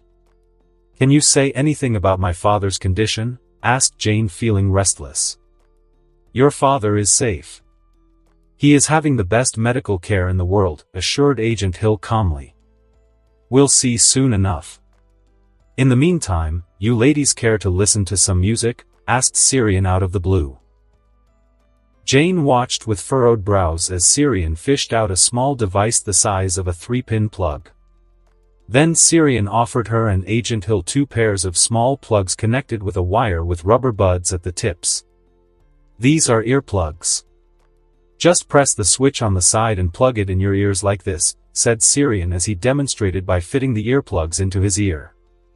Jane hesitantly copied Syrian, and out of the corner of her eye, she saw Agent Hill doing the same thing. As she pressed the button, the earplug let out a beeping sound in her ear, followed by a feminine voice. "Your headphones are activated and synced." Now, that was a surprise. Then she watched Syrian press a blue button on the device in his hand. Bluetooth connection engaged. Device paired. The feminine voice returned. Syrian once again did something which caused the feminine voice to speak up once more. Multiple pairings engaged. Syrian pressed the play button prominently displayed on the device, and the music started to play in Jane's ears. The sound was crystal clear, and the rubber band man's beats kicked off smoothly. She closed her eyes and sank back to her seat as the player cycled through different songs throughout the journey. Somewhere around, she fell asleep, but she was shaken awake by the landing of the plane. "Where are we?" asked Jane as she looked out of the glass window only to see a vast desert. "Somewhere in New Mexico, I assume," said Syrian as he offered her the player. "Isn't this yet to launch?" she asked confused. "Keep it as an advanced birthday present," Syrian said as he offered her a bottle of water. Taking the bottle of water from Syrian's hand, she greedily drank, surprising herself with how thirsty she was. "Why? Going somewhere on my birthday?" she asked as she capped the bottle. Well, some things have come up, but that can wait, said Syrian, pointing to the plane's open door and an impatient Agent Hill standing by it. As they climbed out of the plane, Jane noticed a slew of military vehicles arrayed on the runway. There were some armed soldiers as well, and her heart raced lightly in panic. Calm down, Jane. You are safe and trust me when I say your father is all right, or at least he will be all right, whispered Syrian, which calmed her down somewhat. General Ross. Agent Hill nodded respectfully as she addressed an older man in military uniform. One look at General Ross, Jane could tell the man oozed stubbornness. The hard look in his eyes and the rigid posture of the general keyed into the fact that the man was not at all happy to see the three of them. Agent Hill, I was promised that I'd get the best doctors to treat the patients, said General Ross gruffly. Yet, I don't see any doctors. You were promised help in healing the patients under your care. Mr. Vex is more than capable of accomplishing this if you give him access, said Agent Hill sharply. Jane watched the female agent eyeing the general icily for a time until the general broke the staring contest. With that, some tension was lifted, but she kept her silence. She was not supposed to visit the base, but S.H.I.E.L.D. had forged a fake ID to let her in. Son, do you think you can heal the patients? Asked General Ross, turning to Syrian. All I know is that my prospective patients are suffering from radiation poisoning. I need any data you have collected till now to give you an accurate answer. Syrian said calmly. I hope you know what you are doing. There are 68 patients in there, including my daughter, said General Ross with a gruff look. Then let's not dally any longer. After you, General. They were on their way to what Jane assumed was the hospital that housed her father and other inhabitants of Culver. The three of them were sitting inside a military vehicle with escorts riding through the desert. She was looking over the patient files that General Ross handed over to Syrian inside the car. I was right. There was no poison gas spill. It is radiation poisoning. My faith. She cut herself off as Agent Hill made a gesture to shut up as there were military personnel inside the vehicle. It is gamma radiation. Symptoms include rapid hair loss, accelerating cellular damage, nausea, and vomiting. All of them are classic symptoms of ionizing radiation.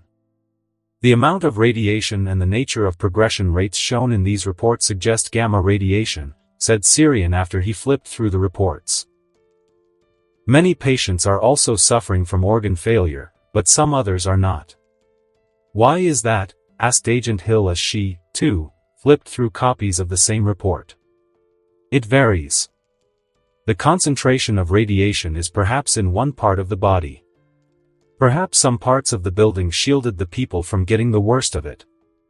But they will inevitably succumb to dangerous levels soon. Can you help them? Asked Jane, eyeing Syrian hopefully. I can. Syrian nodded, and that put Jane at ease. By now, she knew some of Syrian's abilities, not to mention the technology her boyfriend possessed. Restoring ailing humans to peak conditions should be within her boyfriend's capacity, and she desperately hoped that was the case. I hope you do. We had to pull a lot of levers to arrange this meeting, whispered Agent Hill. And I appreciate the troubles S.H.I.E.L.D. went through. Please convey my thanks to Agent Coulson and Director Fury, said Syrian. Agent Hill just nodded, and the rest of the journey passed by in silence. When they finally reached the military hospital, they were let through after a slew of searches on their possessions. Soon, they were led to an isolated chamber housing a single patient, and General Ross turned on them. So, here is your first patient. What's your method of treatment? Asked General Ross. Just sedate the patient and leave the rest to me, said Syrian, sitting in a chair outside the chamber with a briefcase on his lap. Jane watched the doctors inside the chamber in protective suits administer a sedative to the patient. After which, they stepped out, and everyone was looking at Syrian expectantly. A nurse even offered Syrian a PPE kit, but Syrian declined the offer. Instead, her boyfriend decided to open his briefcase, and 4 silver discs floated into the air with a distinctive hum. She was not the only one startled to find what appeared to be 4 pieces of metal floating in the air, defying gravity on their own. "What is this?" General Ross whispered, but all of them heard the general quite clearly. "This is the peak of rapid health restoration technology, General. I call it revivers. The way they function is by transmitting Vita rays targeting damaged cells and tissues, thereby helping itself heal," explained Syrian. "So, it regenerates cells.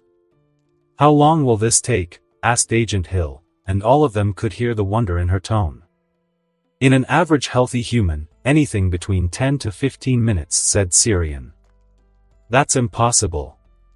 That kind of metabolism is impossible," said a military doctor in an incredulous tone. "Just observe," said Syrian. The discs flew into the room and began bombarding the patient with white and yellow rays of light all over his body. 20 minutes later, a preliminary blood test revealed 0 levels of gamma radiation in the patient. The results were so promising the general hurried the treatment of all the other 67 patients.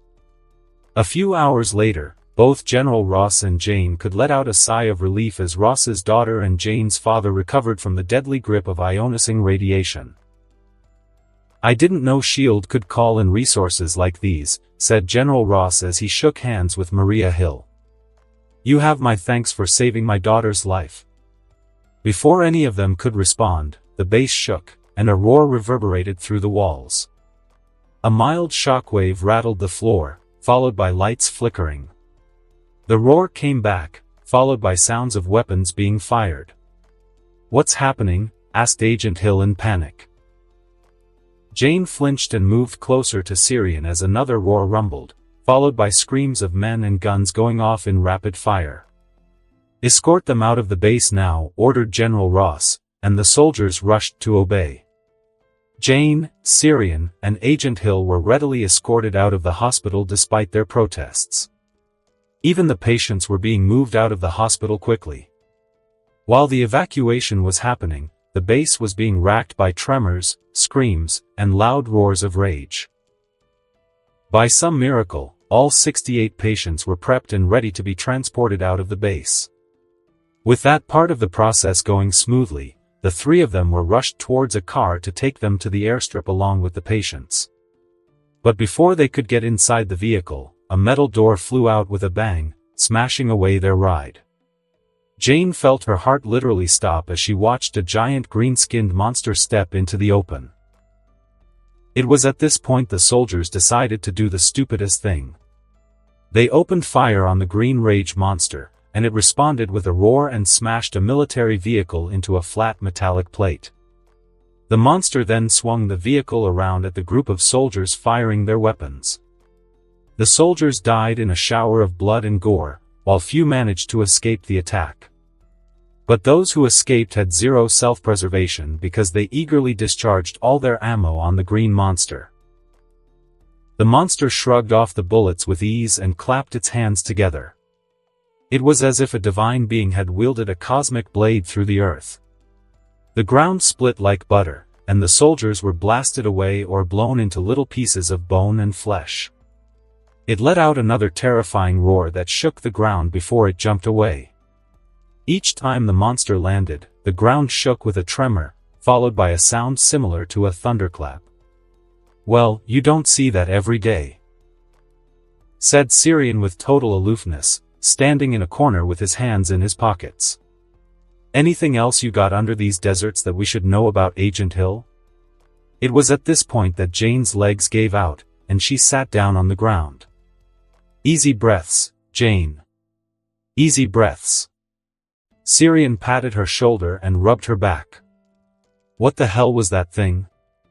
Agent Hill asked, looking in the general direction of the green monster with an open mouth.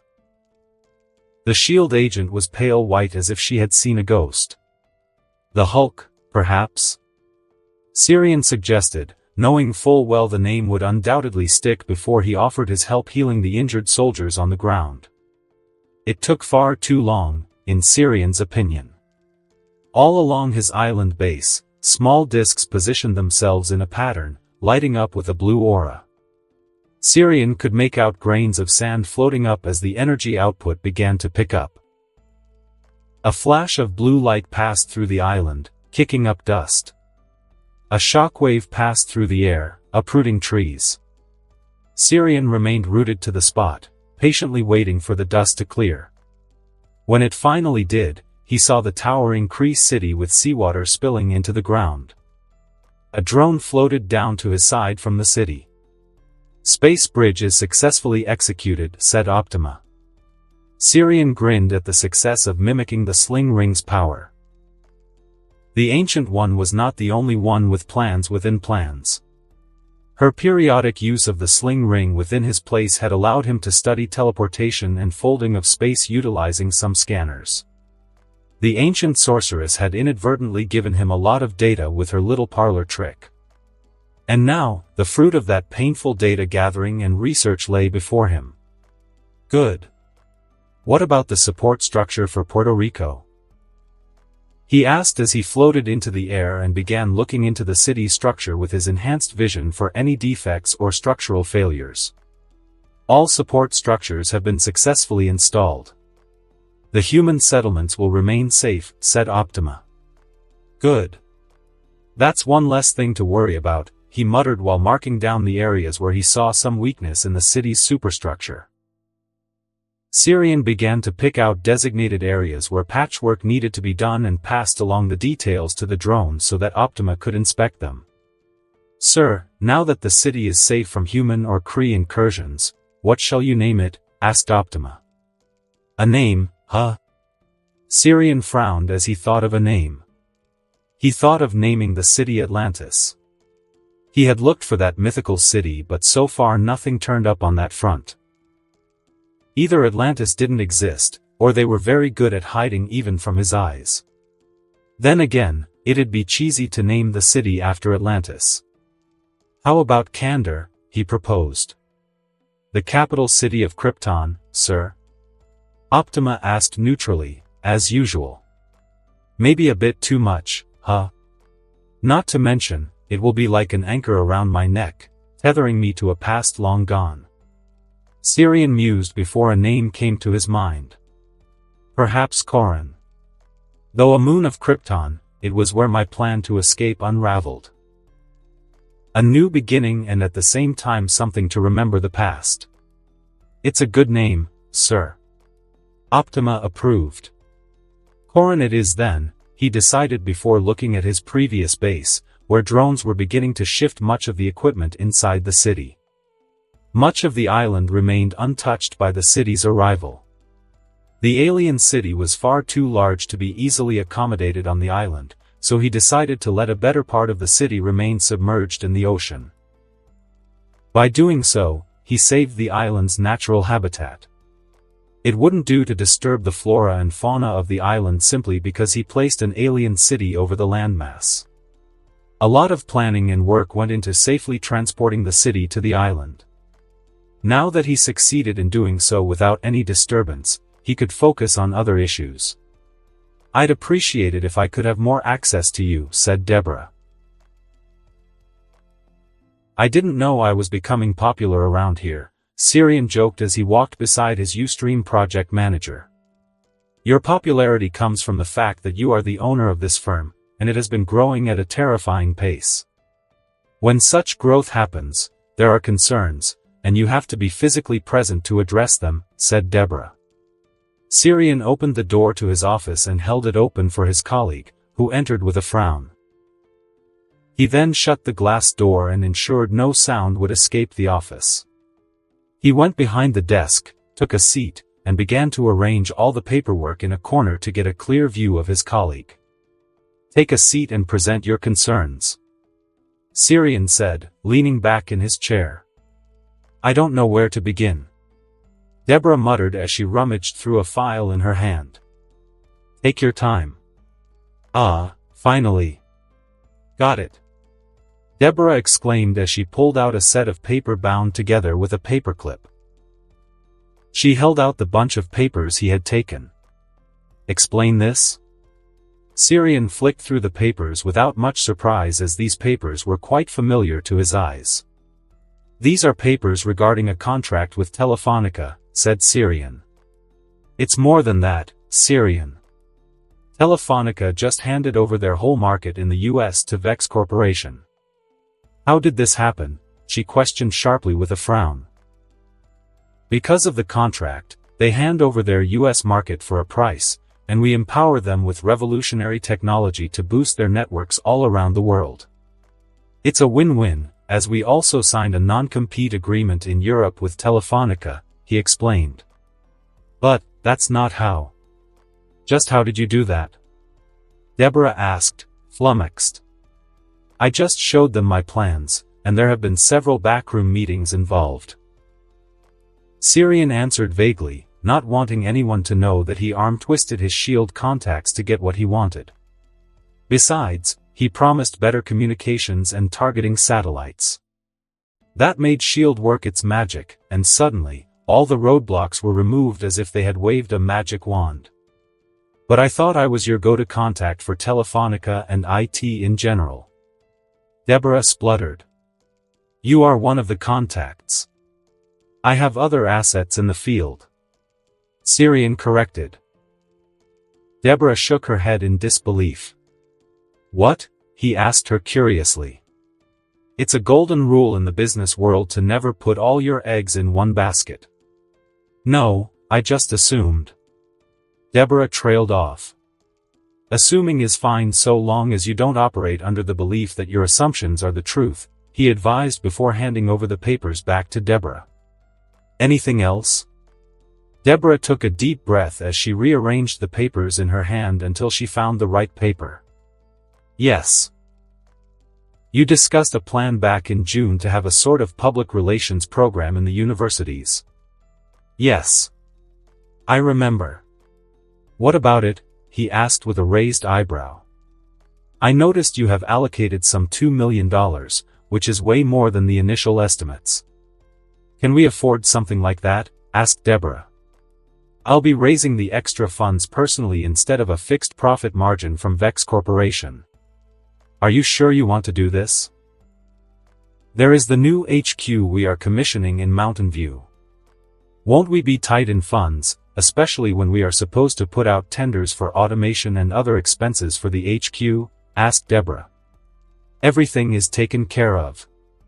In fact, I was about to hand over these files to you," said Syrian before opening a drawer, pulling out 2 files, and handing them over to Deborah. "What are these?" "The red file contains the offers I received from contractors through backroom channels. I want you to study them and weed them out. The green file contains information about several small manufacturing firms that we can possibly buy out without triggering the Sherman Act. I want you to look them over and build a report based on on-site inspection," he explained, looking intently at Deborah. "Can you oversee these 2 jobs?" "Syrian, I think we are moving too fast," Deborah said with a look of concern as she ran her eyes through the files she received. "On the contrary, not fast enough," he muttered, looking out of the glass wall of his office with a thoughtful frown. Deborah now looked at him as if he'd grown another head. "You are not appreciating the speed by which the company is moving, Syrian. A few months back, we were in the software market, and we had phenomenal success. As of last month, we broke into manufacturing with the V-Pods, which is once again proving to be a success. You also intend to expand into manufacturing much more aggressively by this time next year." "I know all of that." "Your point being?" Syrian raised an eyebrow. "People are noticing. The sheer amount of investment flowing into the company is remarkable. While I'm no expert in the stock market, I know enough to know that the investments we are receiving far exceed the stock value we are projecting." "Is there a question?" he asked, looking at Deborah sharply. Deborah hesitated, but he nodded and encouraged her. "I want to know whether these investors are legitimate. There's nothing going on that I have to be concerned about, right? Well, my initial investments have propped up a better part of the company. Since my initial investment influx, I've periodically increased my capital spending, not to mention the loans I attracted. You already know I laid off some shares to raise more capital 3 months back. Outside of all of these, I do have some investors, and trust me, they are legitimate. They are acquaintances from my old job. An old job you can't talk about. Deborah needled him. I was working with NASA. Anything more, I can't say. Syrian said noncommittally. I won't pry too much, as I get the feeling the government is involved. But people are taking notice of you and the company. You are an enigma, and people love the mysterious types. This is California, and nothing stays buried in California, said Deborah with a pointed look. We certainly don't need any bad press, and with the Prometheus program to be launched soon. He trailed off in thought. I suggest you play your cards soon. What do you mean? He asked curiously. You need public exposure. Your story has to be out in the public before others make stories of you. Deborah suggested. Syrian let out a sigh as he leaned back in his seat. I'll think about it. His recent talk with Deborah led him to realize the need for more voluntary exposure to the public. It was not a good idea to remain detached from public scrutiny when he was leading a company. With his plans in motion, cultivating public goodwill remained a priority for him. The Prometheus program was the first step in his social outreach plans. Under the program, he aimed to provide financial support for students with exemplary academic performance. The program recognized young talent from high school and supported them financially to give them easy access to higher education. He planned to expand the scope of the Prometheus program. But those plans were in the future. With Vex Corp stepping into manufacturing, it was only a matter of time before he'd flood the market with advanced technology.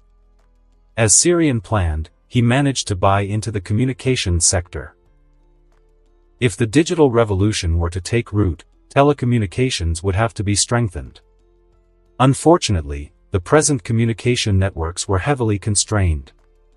With access to Telefonica and his influence with SHIELD, he'd be able to strengthen network signals and coverage. While this was going on, he'd bombard the market with new gadgets that enhanced human connectivity. To achieve this two-pronged plan, Syrian needed two things: capital and infrastructure. Capital was easily available, while infrastructure remained an issue. He needed a lot of infrastructure, such as sophisticated automation, advanced tools, machinery, skilled labor, a gigantic building to house all of this, and sufficient land to hold all of the above. The red tape involved in buying a plot of land in Mountain View was enormous, even with his connections in SHIELD. The next challenge was constructing the building, which turned out to be far more complex than he thought. It would also be a time-consuming project and delicate matter, as endless regulations and building codes had to be followed.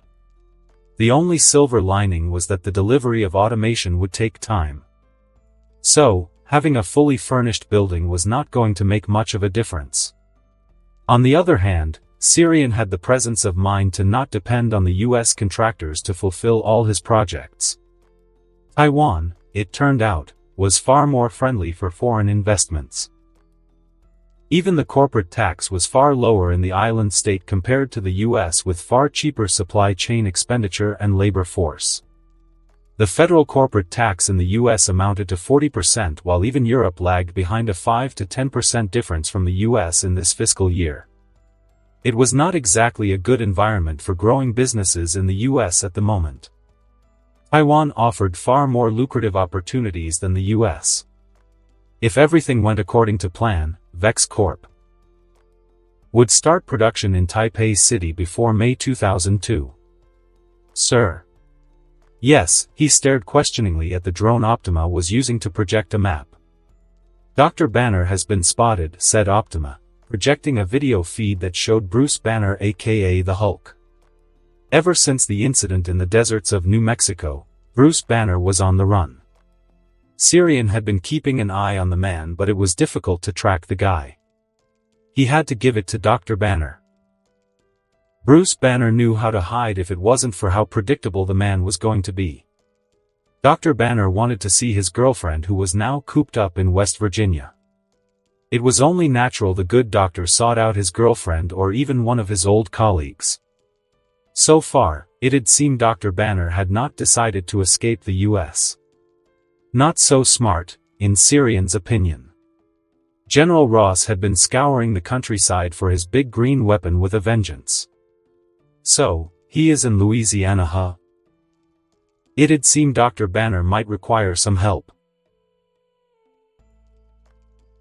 And that concludes this episode.